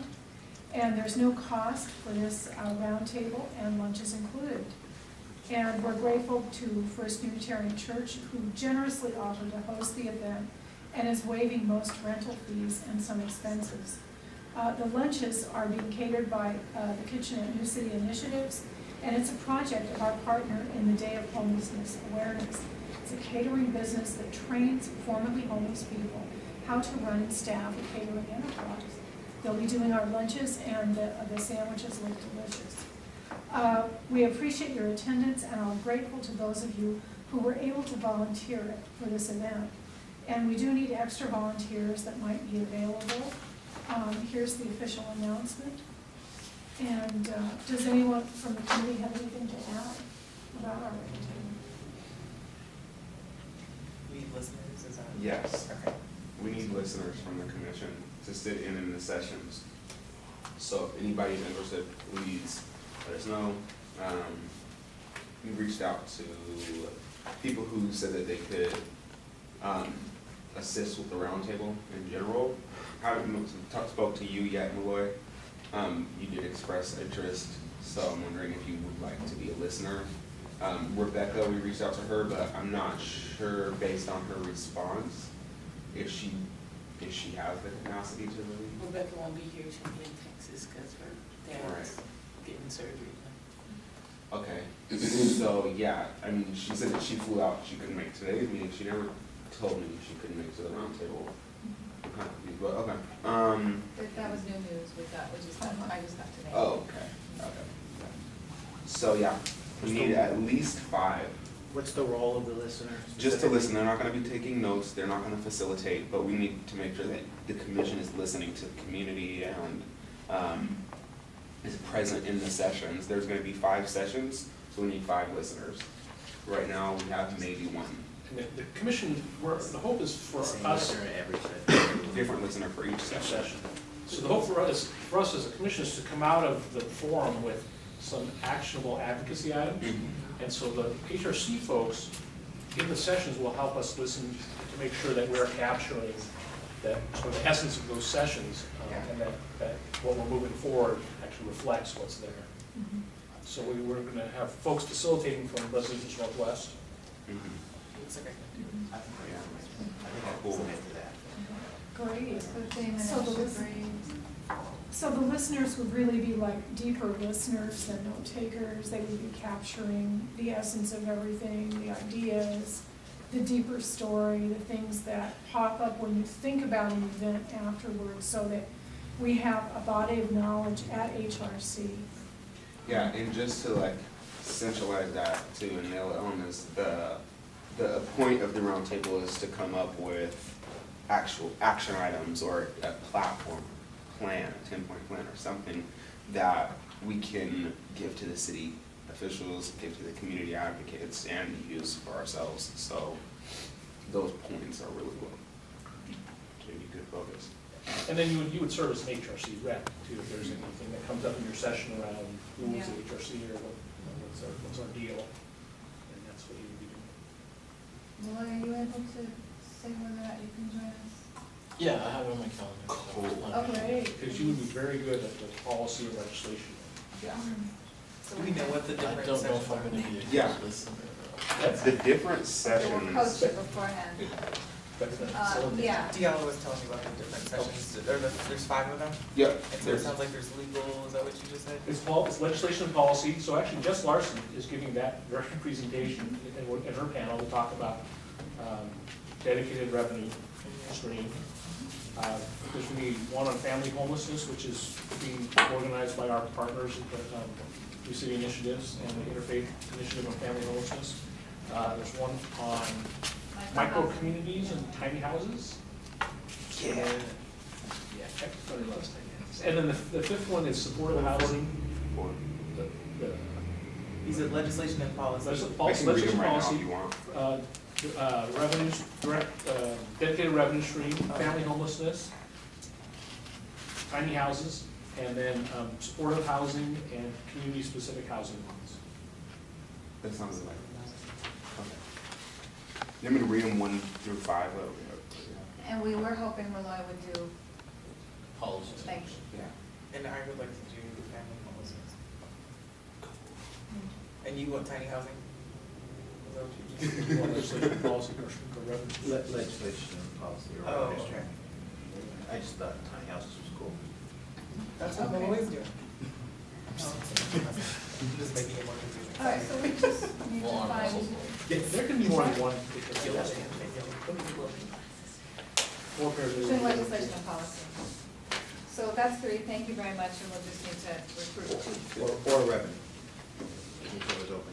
I feel like I'm always on policy. He is doing policy. Then Oh, sorry. You're right. So Damon said he would be willing to do revenue. yeah.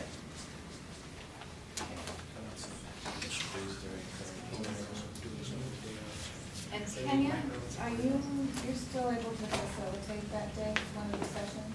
Yeah, I'm still, yeah, figure that out that way. We're working with Resolutions Northwest, because they've got volunteers otherwise too, and so I don't know if, yeah, we probably need to assign folks to different ones, I don't know if it's a preference.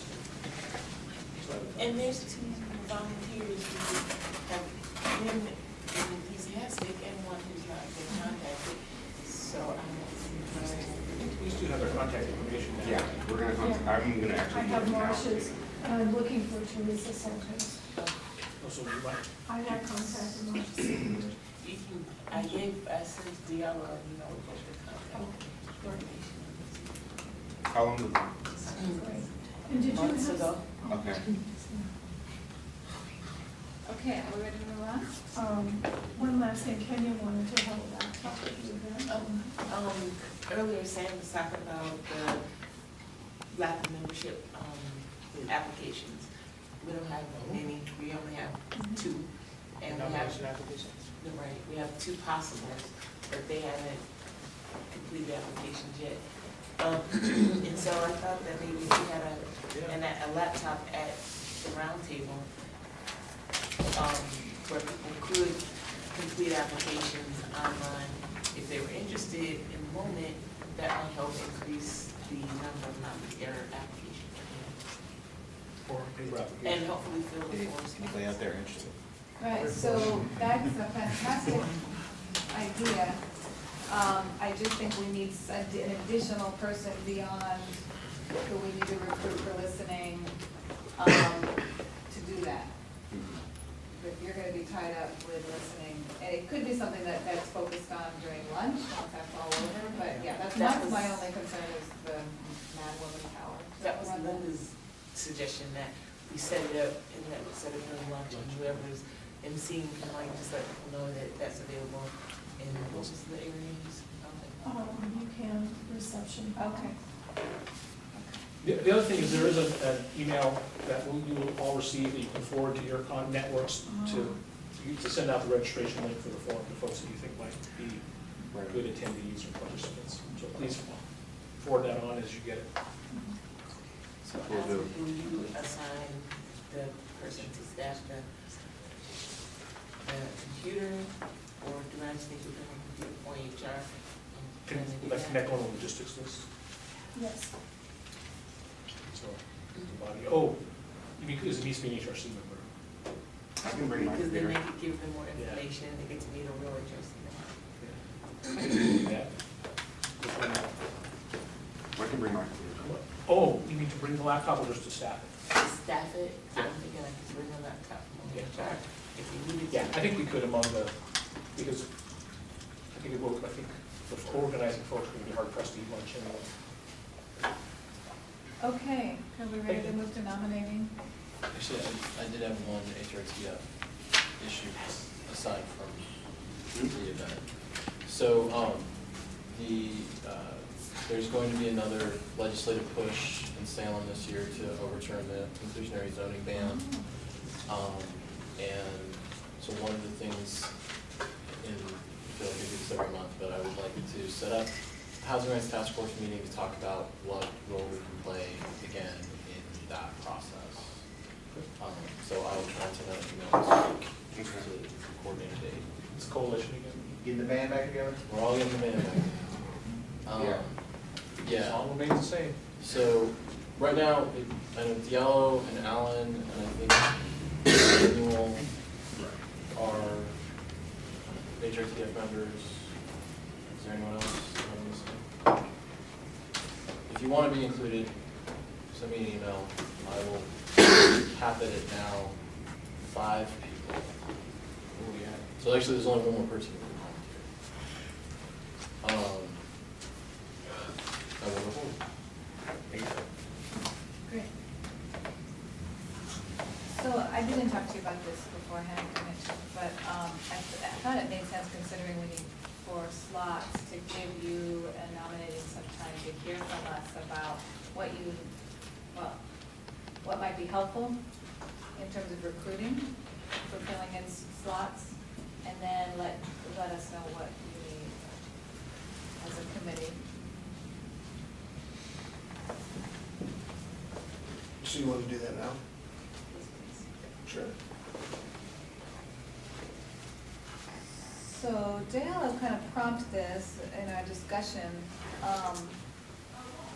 and actually Donna Maxey had this idea a while ago, is, it does make sense to do an assessment about where are our gaps as we're recruiting and selecting. So do folks have want to give particular thoughts to nominating about where they see gaps in our membership? What do we need? Commission, business community. What was that? Business community. People from the business community. From the Latino community. Immigrant community. LGBTQA, is that with an A now? Asian community. The disability community,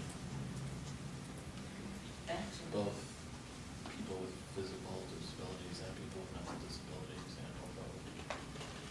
One of the volunteers who's really interested in that application is a member of the disability community, and she works in spiritual mental health. She'll be at the, round table. Teresa Soto.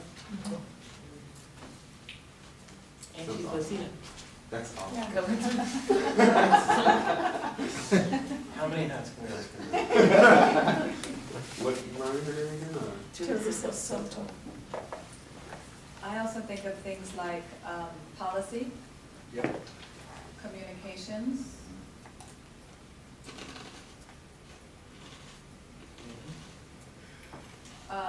traffic, somebody interested in human trafficking, as Kyle is moving out and asking for some HRC leadership with that. Yeah. And I think the higher level piece of that, human trafficking piece, was human rights. So that can be,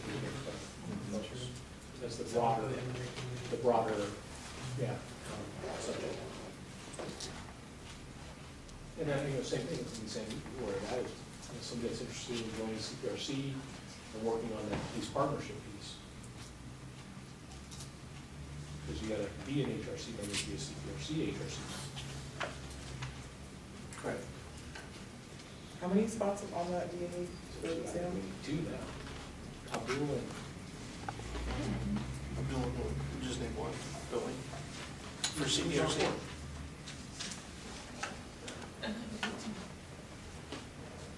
Who serves We now? need 2. I believe too. Oh, yeah, so we need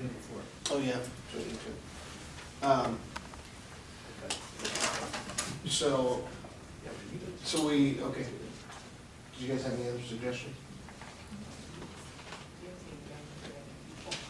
Is there a seat for you? Well, at one point, we were debating whether or not Dale was still our youth. I think more better, because I'm getting older. He drinks now. Yeah. Oh, we can start drinking our meeting now. I was old enough, So, yeah. I didn't get that right. I'm thinking under, It's 30 and under. I'm under 30. 21. Under 21. So I'm 18, I'm 22 right now. I joined, like, it was January, my 19th, or my 20th birthday, I was 19 turning 20. So I'm still thinking youth in general, like. Under low- 25, like a college. Yeah, technically under 25. So technically I'm still youth, but. 18 to 25? Yeah. Yeah. I have a Because question. it's a different life experience for. Before you someone who's leave, not college age. how old was the young lady on the Commission on Disabilities? She joined when she was 15. Oh, see. See, this is what I mean, like youth, people who are. Youth, high school age is, Yeah. I think what we consider youth is 14 to 24. Thanks.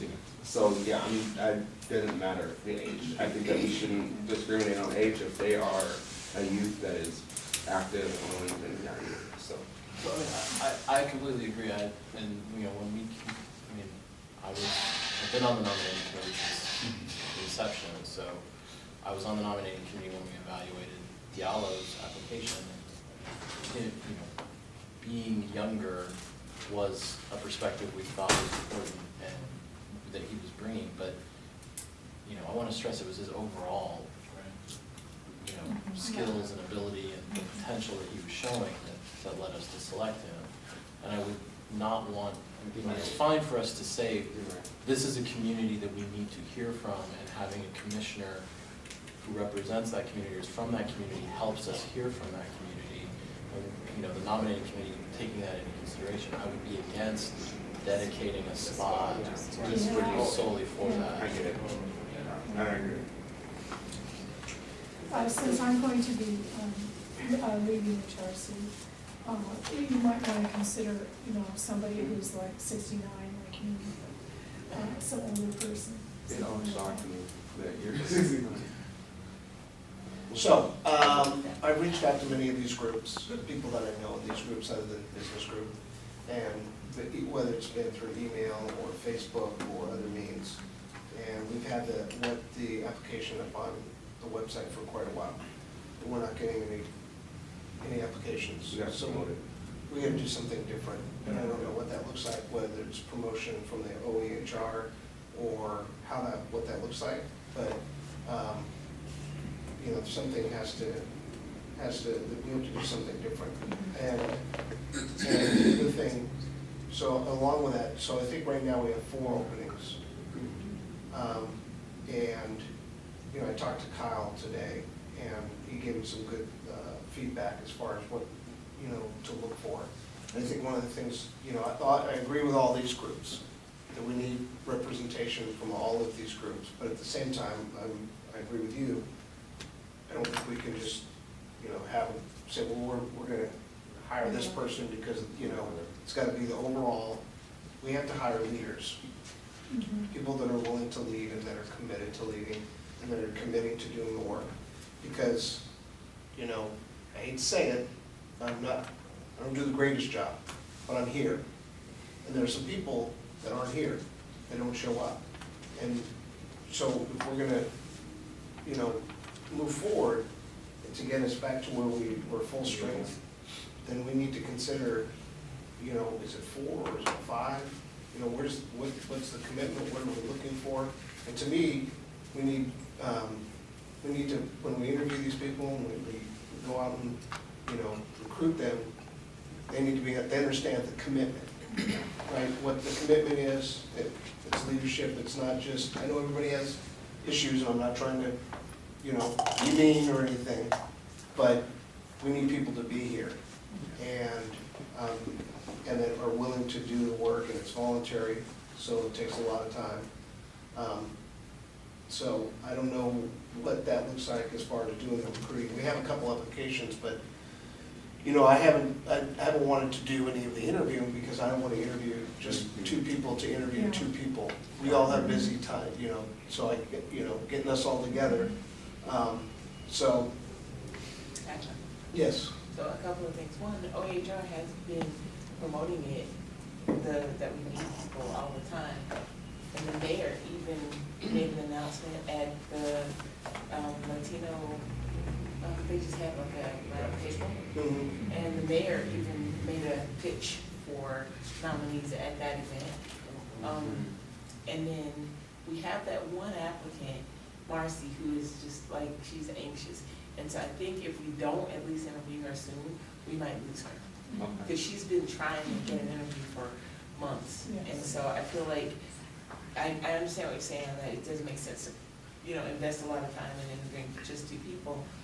But I think that it does make sense to at least interview Marcy, who's been, trying to get an interview for a long time. And I'm afraid that if we don't, we'll lose her interest. I think it's just that if we interview one out, unless we're deciding that the other applicant's not, doesn't meet the standards for being interviewed. But if they do, then I think we have to interview both of them. Yeah. So, as far as the suggestion on how to do that outreach, I think that going over these ideas together is important because now we can reach out to people who fit the description. So it's up to us to actually reach out to people who are meeting not only these needs, but our leaders as well, so that we can get those interviews. Would you mind sharing that list, or is that something that you can add to the minutes, that something, so we can, because I know we've been looking at it, and I know I can physically see, feel, and think about those holes, but it would be great to have them in front of me while I'm sitting at my computer, and also going, who do I engage personally? I think it's important. So the list is gonna be. It will be, thank you. I'm making the list as we go. Okay. There's a question that came up, Rebecca, who, she sent an email to me and Jeff asking if we thought she should remain on as HRC member because she's aware that she's not been participating. And she's also concerned that because of the health of her father, that'll be the way it'll be for a while for her. And so I suggested that it be brought to the commission to make that decision. Me nor Jeff can tell her, yeah, you should get off, or yeah, you should stay on. I feel like that was up to you guys to make that decision. Yeah, and the roles and responsibilities chart that we worked out at the retreat indicated that the outgoing chair would kind of hold that role, or at least be the initial person to contact with that role. So it could be that Alan, who's serving as our outgoing chair, is her first point of contact, and you might, if you're willing to help her. I think we should, it probably is an exec committee decision, I think. Well, I'm not talking about the decision, Right. but just, To reach there- out. yeah, to begin the process. Devil's advocate, if we're gonna decide that she can't serve because her father's, because she can't be here, then we have to look at other people that don't have a legitimate reason like that aren't showing up. Yeah, I think So, we're. I think we have to, it's gotta be an equal standard, because there are some people that are being held accountable for not showing up. And if we're gonna say, well, we're asking you not to, so we can fill that spot, then, well, the same thing has to be said for the other person as well. So I think a bit along those lines, doesn't necessarily address it completely, but, and I'm sorry I didn't highlight this for you earlier, but there's actually a whole class of 5 of the people who need to be reappointed. Oh. Great. So, and that's an opportunity to assess whether or not, I mean, Oh, did their terms expire in October? yeah, technically. So can I also just mention that I think it would behoove us to really step away from, until we know what someone's reason for not being here is, right? Maybe they haven't sent an email, and that should be what you were used to. You should be committed to at least telling or sharing why you're not here. Coming from someone who's brand new and who's been at every single meeting since, not to mention other meetings outside, but yes, so I understand, because I feel the same way. Like, if I've been here, as crazy as my life is, then other people should be here as well. I just think we should also recognize that we maybe are unaware of what other people's reason for not being here is, and maybe we should move to a standard that requires that person, that commissioner, log, tell, share in some way, shape, or form what that reason is. So it's not just a cloud of we think this is what's occurring or we're not sure, because then that allows us to speculate they just don't wanna be here. Well, there's already, And that's not there's fair. already something in that. Well, that's what I was gonna Well, refer to. Yeah, there's two separate tracks here though. One is, does the person deserve to be renominated? And that's different. And there's a, we have a form we've used in the past, I don't need to send that to you, so I will. That's about a reappointment and talks about what you've done and how you, things like that. So, and then the second thing that we're talking about is, regardless of the reappointment and where we are with that, someone who's not meeting their obligations during their term, and that's, that I think falls primarily to the executive committee to police that and take the action that's, either take the action or recommend the action to the full HRC, to address that problem. And that's what I was referring to, where we gave that task to the outgoing chair, not that he or she necessarily has to do it alone, but yes, because we were trying to spread out the responsibilities of the executive. Sure, and, and when I talk about the executive committee doing it, I mean, it's just, that's the body that has to make the decision, Yeah. if it's not at an HRC meeting. And anybody can come, I would say, with a suggestion for a bylaws amendment. So if somebody reads in the bylaws, which is something, they read something like right now, Three if you, absences. 3 absences that are unexcused, hold on, let me finish, you're out. You don't feel that that's adequate, we can get creative for more, to formalize something. So, because I think for a situation like this, with asking somebody about their leaving and commitment, it's best to have something that's standardized like Yes. that. I can tell you that there are people who don't come and they don't call. Like, I can go down the list right now and tell you who else called and would have what would be considered an excused absence. Right, and we also don't indicate who do they call, right? Right. I think that's a past practice of calling the staffer. Because Or the chair. The practices that they call Jeff or they call Jeff. Right, but there's a difference between practice and what are our expectations, so the people who need to be on track of it are. And we have to, if we're talking about conforming to some sort of standard, then we need to follow said standard, whether it be staff or chair. Yeah. Allow. So I've got it down in the HRC transition table, as something to at least look at, but I think we're all open to suggestions about how that could change. I feel, go ahead. Well, sorry, the original that kind of got us talking on this was Rebecca, who's asked us essentially, what should I do? And I mean, I feel like at this moment, it's her decision. Yeah. And she needs to, I'm not saying this in a harsh way, I'm just saying that, if she needs help on understanding the time commitment that she's missing, what she's missing out on and all of that, make her decision, that's fine. And, I'm happy to talk with her, I'm sure lots of us would be happy to talk with her. But in terms of whether she should step back or not, that is right now up to her. At a certain point, based on our bylaws, it can be up to us, or us through the executive committee.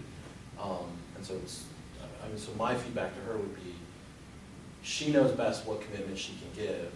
If she needs help figuring out what commitment is expected of her, then, there are commissioners to talk to, or are willing to talk to her.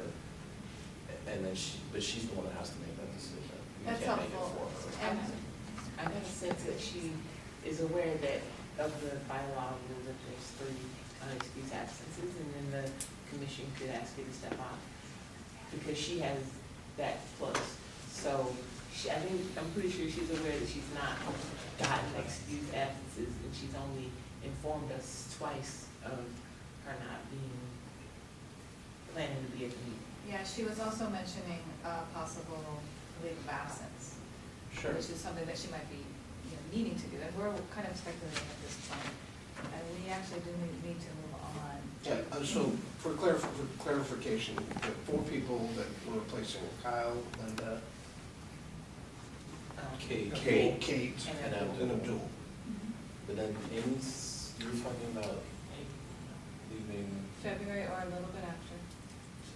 so we're gonna need to, and we're, not too long after we do these, we're gonna need to do another one. Right. And if we're talking about Rebecca, that's And the that's next. another one. Yeah. So if you guys can all, I know Linda has done a lot of wonderful work and reached out to a lot of people, and I really appreciate that. And even with all that, we still haven't gotten any more applications. So if we can just refocus our efforts and everybody send out or contact anybody that they know from these groups, through your email chain or Facebook. I posted some on Facebook, and a lot of us are friends on Facebook. So if you can repost it, so we can try to generate some more applications. And I don't know, short of doing a PSA, can we do a PSA with me as the spokesperson? Kidding. Not gonna do that. Communication. I will recontact my contacts in the Latino community. They have all been very busy with Measure 88. Yeah. Okay, Very we excited. absolutely need to move on. Okay. Is there something crucial you guys My last think? crucial thing, I think it's pretty crucial, is that while we're talking about all these other intersections and aspects of who is missing from the commission, I want to remind everybody that this is the Human Rights Commission. Right. And so who you're looking for needs to have an interest and maybe Right. even a basic understanding of human rights work and what that is and how that happens. And an understanding of this particular body's role in the city. Yeah, and I would add, or an ability to learn fast. Yeah, like a short learning curve. Yeah. Okay, great, good stuff, you guys. So let's look at this. Nobody's here for policy, is that true? Nobody's here for HTTF. Is anyone here for HTTF? Oh, actually, I have sorry, today I'm not even. Can't wait to hear what's so funny. No, I mean, no, so. About HTTF? Yeah. Okay, let's do it. And Kyle. The HCTF and our partners had a very successful event in Woodburn on October 18th. There were around a dozen trafficking survivors that were identified, each of whom are now on their way to getting much needed legal and social services. The attorney consultation tables were full by the end of the event, and with more survivors and their families waiting in line. Oh, and according to Kyle, the food was fantastic. And after the event, excuse me, we learned that Central Latinos offered to donate space in Hillsborough for another event in December, which would be a quick turnaround, but checking with the Letter volunteers to see if they could do it. And the turnout in Woodburn was so good that they're considering another event there in February. And on the domestic legislative side, Kyle left a message for Kathleen Taylor, who is the state rep, who white person on human trafficking, replaced Carolyn Tomei. But he's yet to hear back. That's pretty much for the HGTF for this month. So they're Isn't he looking for 2 looking more for December and February, is that what you said? December and February, like 2 additional. Right, correct. Oh, Hillsborough, okay, thank you, sorry. Correct. One in Hillsborough, one in Woodburn, and aren't they looking for other people? For the HRC commissioners. we need at least one person to be for mayor. In order for the task force to be a part of the commission. Yeah, so Kyle stepped off. And it's trafficking, he was the only one, I think. Wait, So, yeah, he's the only, no, because you left, right? Yeah, I left, I love so that. that remains him being the only HRC commissioner. And he's willing to continue and do the heavy lifting, Right. quote, a lot of the heavy lifting, but it can't be him.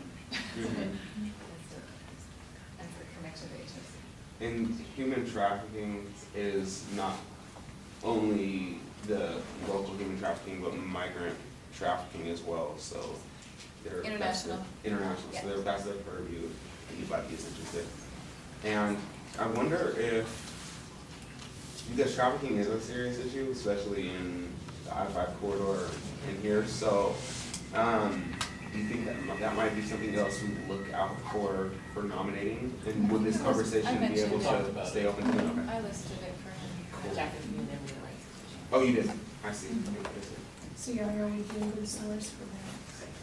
Okay. clear and the appeal. And then the last thing we have is this Bill of Rights. Can we maybe do the Bill of Rights thing and then do the appeal Yeah. to the rules out? Yeah. Just for the purposes of CPRC. Oh, the CPRC, thank you.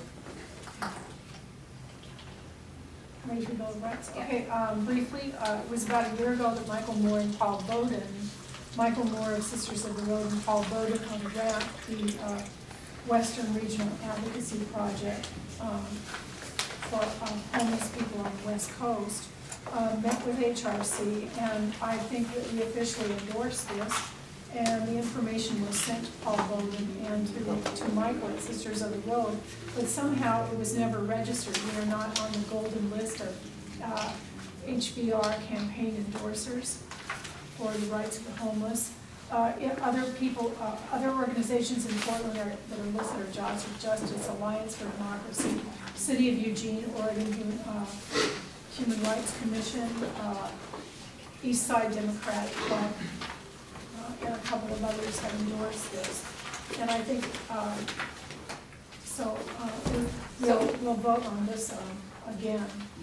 Okay, so I'm just gonna roll into, can someone offer a? I move that we endorse. A second. A second. And do we have a quorum in the room? We don't need it in the room, we had it at the start. Oh, really? Okay.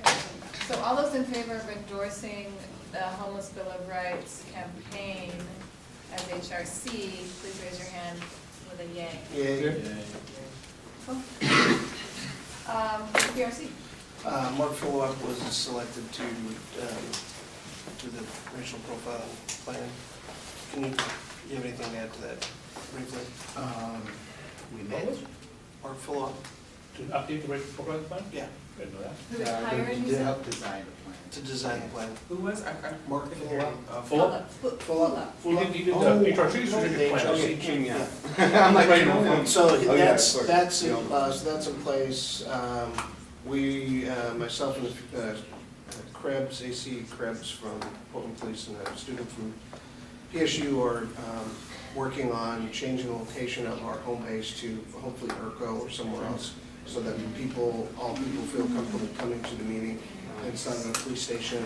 And then we're looking at having meetings in the community to try to recruit and get more people to come to the meetings, and having different sessions, maybe having a forum with CRC. I met with Constantine for about an hour at the end of the last one. We're not sure if ACO Day is going to stay on once he becomes chief in January. So we'll see what happens with that. And Officer Brainerd was appointed, we had an opening for an officer, and Officer Brainerd was appointed by the police. And that's about it. We still need another person to serve, another two people, I guess, to serve on the CPRC. That's the brief update. Who are the two people who are serving on CPRC right now?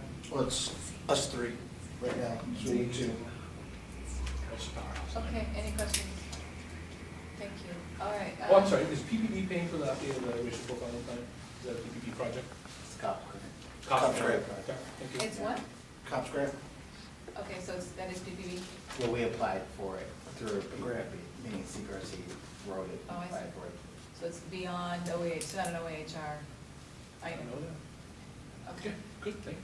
So the appeal is the main thing that Clear worked on this month, and I mentioned it before, and that we sent a letter to Hales and a letter to Fritz.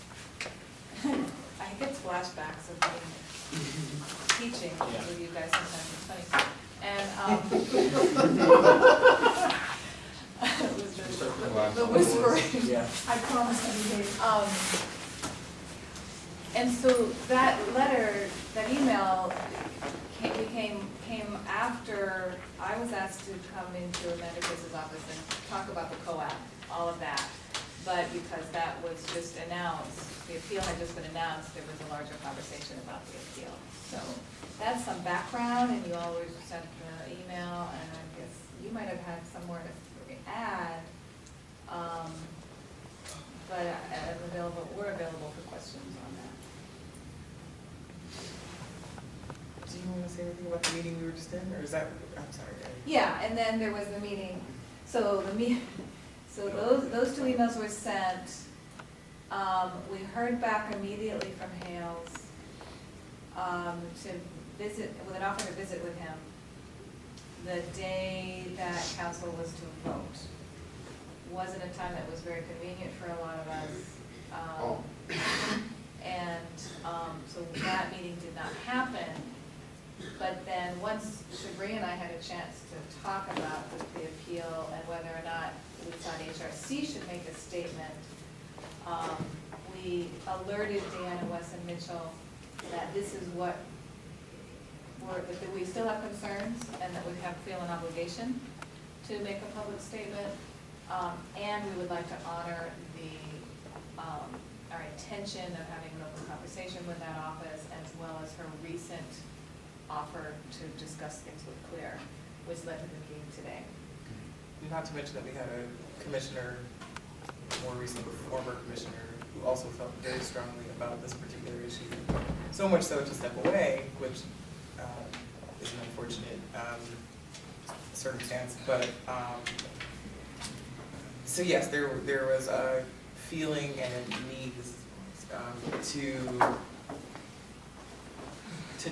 take some action on this. Excuse me, sorry, I'm brain for minutes for a moment. But yeah, so the meeting that we had today, I think the goal of the meeting today was to capture more information from the mayor and his office, so as to ensure that any action we do take, which I think is a healthy perspective moving forward, is as informed and as an educated, kind of place of action that we can be at. So instead of just saying and speculating around what we think or where we feel people are coming from, to capture more information, build upon relationships.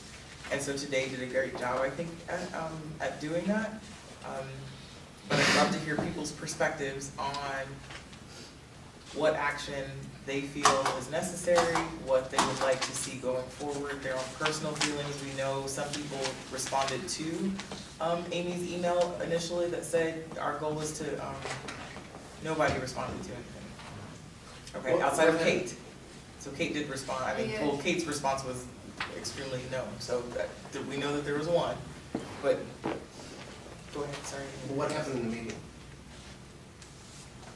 There's a lot of discussion around the city's stance.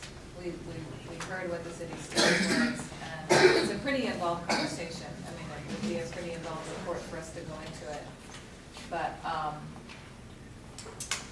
the legal problem that they're hearing from the city is an issue that what I heard from Hales to a great degree is similar to what Amanda Fritz has been saying, which is the role is ours to move forward with change. And it's different for us to assume that than have somebody else, Judge Simon, being the one telling us that this has to happen. And within the police bureau, Deanna West and Mitchell was explaining there's a different dynamic about, which is I refer to as pull or push dynamic in terms of change, that there's going to be a greater initiative to change within the bureau if it's coming locally rather than from authority being projected. So those, whether or not we agree, I'm just reporting the feedback from them. Yeah. Well, a couple things. Because I know we're over time. I would like to have been there. But I was not. I would like to have been there. And it's good to at least know that the mayor's meeting with us, because he hasn't come to any of these meetings since I've been on this committee. So I think we missed the part last meeting when I mentioned that one aspect of the meeting we had before was asking him specifically for four times a year that we would have conversation, that 2 would be at least with exec committee and directly with him, like at his time and availability, and the other 2 would be at an HRC meeting where we could talk and have a conversation with him. And if we had to choose between the 2, we asked that those 2 would be here and not just. So I just wanted to make sure you knew that there wasn't I mean, it's, engagement that the Office of Equity is under his purview. purview, and he's never showed up. So, I mean, I don't care what it looks like down the road, I just wanna see him show up today, here, once, Yeah, and I then, agree. and then go forward from there. The other thing, did you get pushback on the fact that the reason that there's an outside agency? Did we give pushback? Yeah, Yes. yeah, I did. A lot. yeah. Because I- Third party, very important, trust of the community. Yeah. The fact that there are people who are actively being hurt by police, and that's why this is not just a piece of paper, or this is not just an appeal to someone else, this is an affront to their personhood and their livelihood and safety with folks who are supposed to be, upholding their safety and serving. So yes, there was very real pushback, not just at this meeting. There have also been personal conversations, I think, that Amy has had, that I've had directly with Deanna. Did anybody ask him to withdraw his appeal? We And asked what did he say? about we asked about what are the options that you have? What are the different things that you're talking about? What are ways that we can also move forward with the community? Because at the end of the day, whether they retract, do anything with the appeal, they made the decision and the appeal is out there, and so there's a loss of community trust. So there was also, what do we look at as generative around new work in the community because of that? Not to mention all the stuff that already had to happen before the appeal, right? And so that's what we talked about, that you have a community of people who were already at the precipice of just being, post-Ferguson, what's happening at Roosevelt, with the Roosevelt High School student, all these things that are occurring, that we have a community that's enraged with this and that this action took us 20 steps back, So we definitely, that was the main What purpose. kind of responses or vibes did you get after that? Could you be more specific what Like you're what- asking? Because you guys said that you guys did mention, like, you guys pushed back a little bit, you guys talked about the reasons why this was important and imperative. What were his or her responses to the comments, and what were their vibes? Nobody said we're gonna take that into account, no, Did did they give you anybody their options and say what? say, no, we're gonna change your mind, Right. that did not happen. Okay. And I don't think they can, I don't think the mayor is in a position to be able to say that. I shouldn't say that, mayor is in a position, but I think that just the way he opened it was saying that they're being advised by their attorneys to take this step. And that's what's moving it forward, but on the same hand, they also recognize the harm that's been done to the community, and that was really our conversation with him. Thank you for recognizing that, how do we fix that? Right. And we need you to continue to hold the fact that this has created this tension. But yeah, I think they'd be hard pressed to make a different decision at this point, because of Well, what hard pressed, but we did ask for that. There Yeah, was not a right. negation. And And that's what I mean, And I I know think that we they- can ask, but it's. And I know that they can't take back the decision, but. They can refuse Well, it, they they can- can they certainly can- do that. They can, but as far as the question They you can't said take back the specifically impact. about, right, Right, the impact that they did to the community, how are they That's going to right. resolve that? Did they have anything? Yeah, so that's what we talked about, so that was because we know that appeal or no appeal, there's still this gash now that's into the community's trust. That's where we focused, right? We asked, we wanted to at least make certain that the ask was out there. Can you remove this, what do you need to do, what have you thought post this?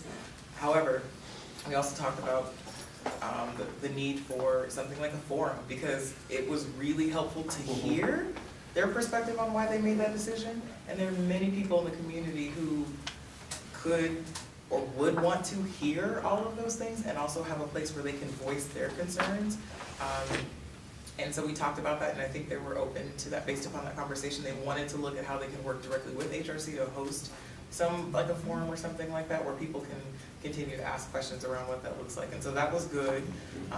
We also talked about the fact that they need to do a lot of work now, that if they were talking about all this, because what we do also recognize is there have been many changes in the PPB since 2008 or 2012, whatever you want to look at, that show that the ship is turning.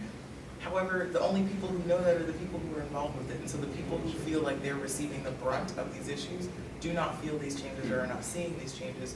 And so they should do more work on making that available or sharing that in different ways. And that was also something that we talked about at the meeting with O'Day.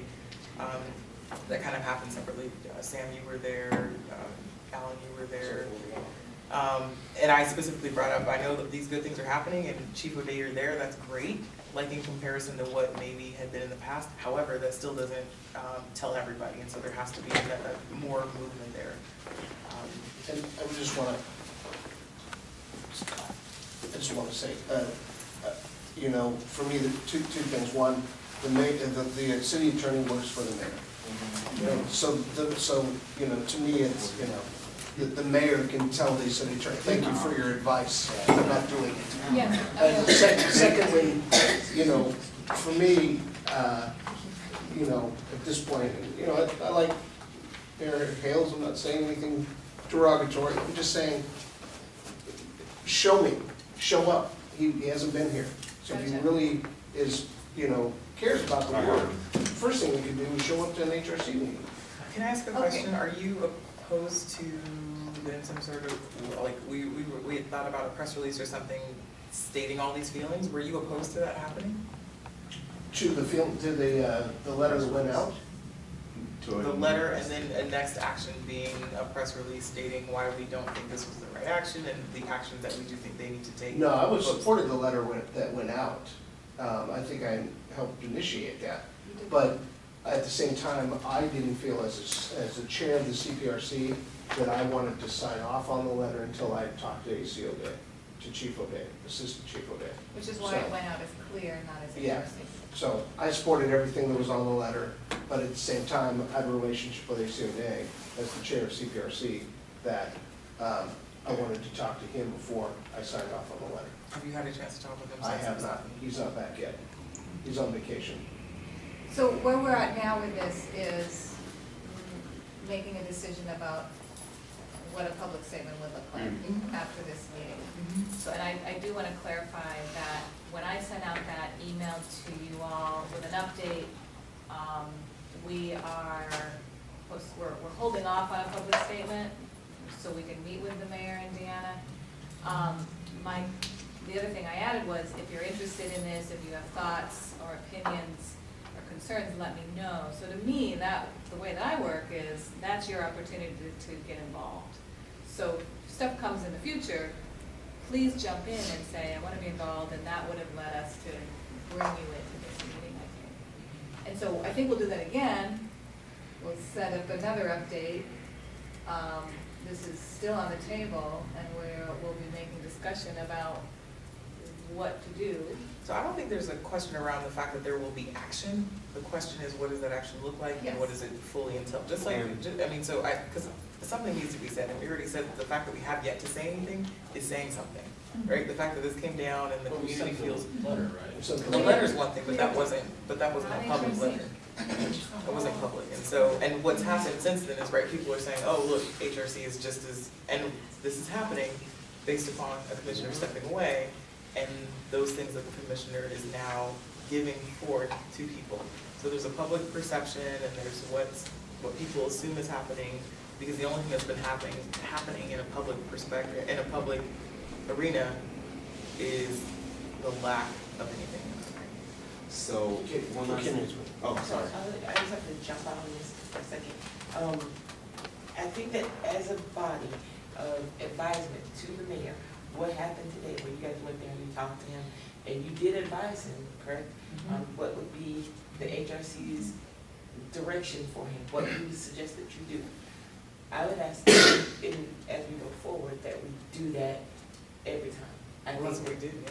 Right, I mean, you guys did it, but I'm thinking that this should, I mean, the idea of getting a press release out fast is great, but I think that if we could shift our thinking to the idea, before we release the press release, let's make an advisement to the mayor first. Let's advise him what we'd rather see done or whatever, and then after that happens, send out the release. Yeah, I appreciate that. I don't think we were at a place where we weren't gonna do that, but that's definitely, I think, we would always want to go forward, and that's how we open that meeting today, was we're not in the business of being a PR machine for or against the city.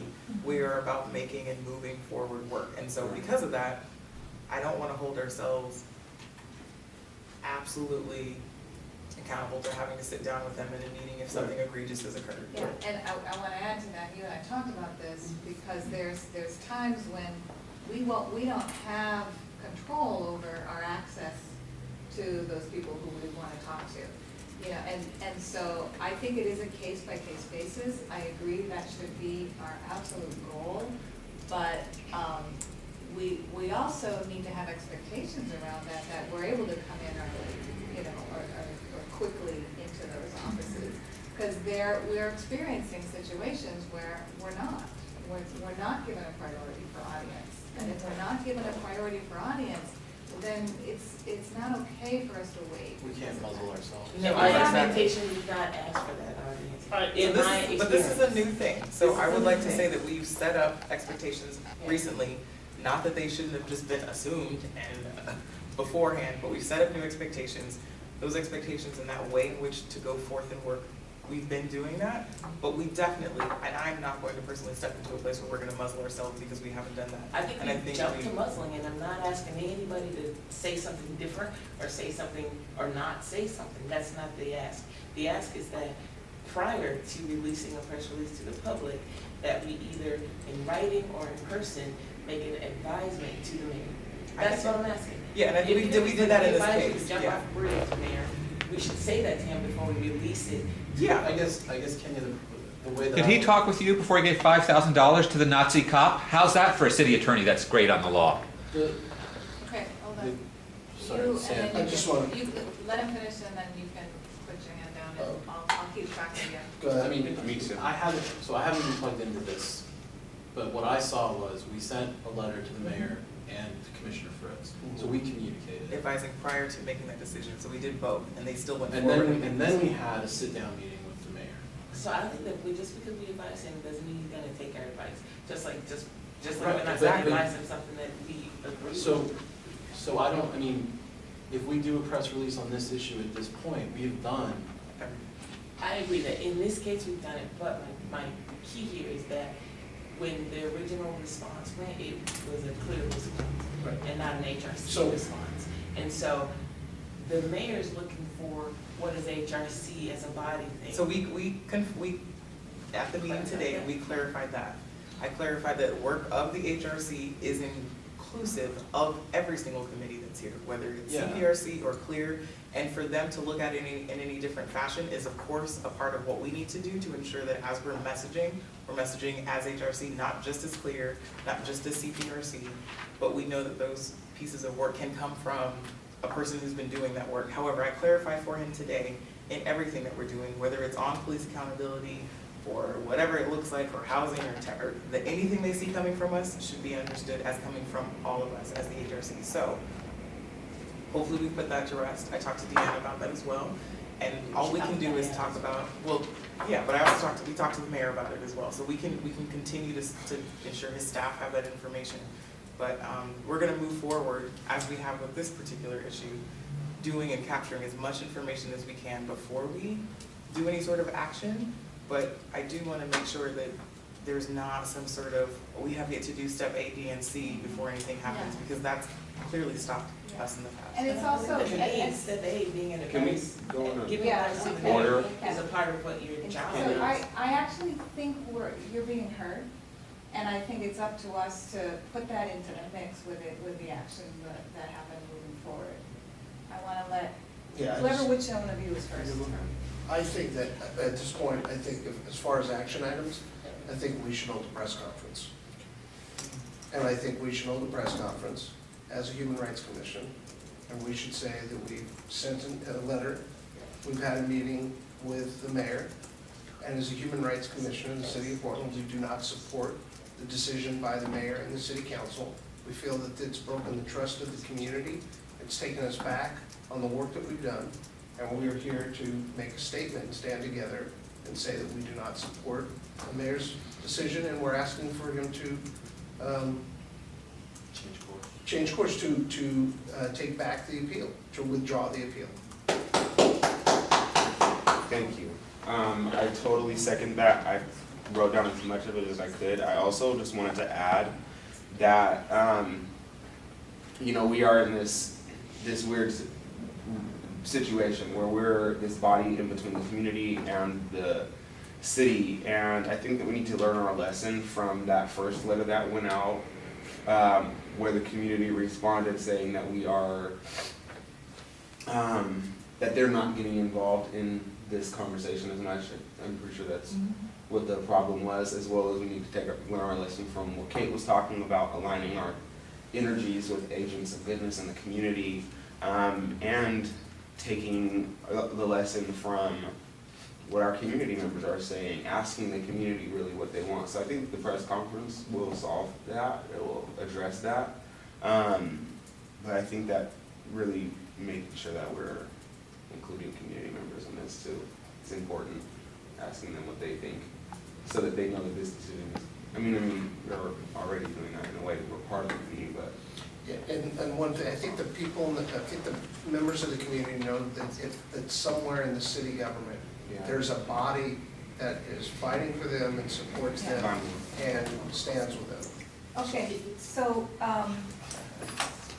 we will loop you in, and we're gonna loop you in, and, probably find a conference call time really soon to decide what to do, how to push it. Okay, I'm gonna adjourn this meeting. Okay, Thank you. great, thank you. Thank you.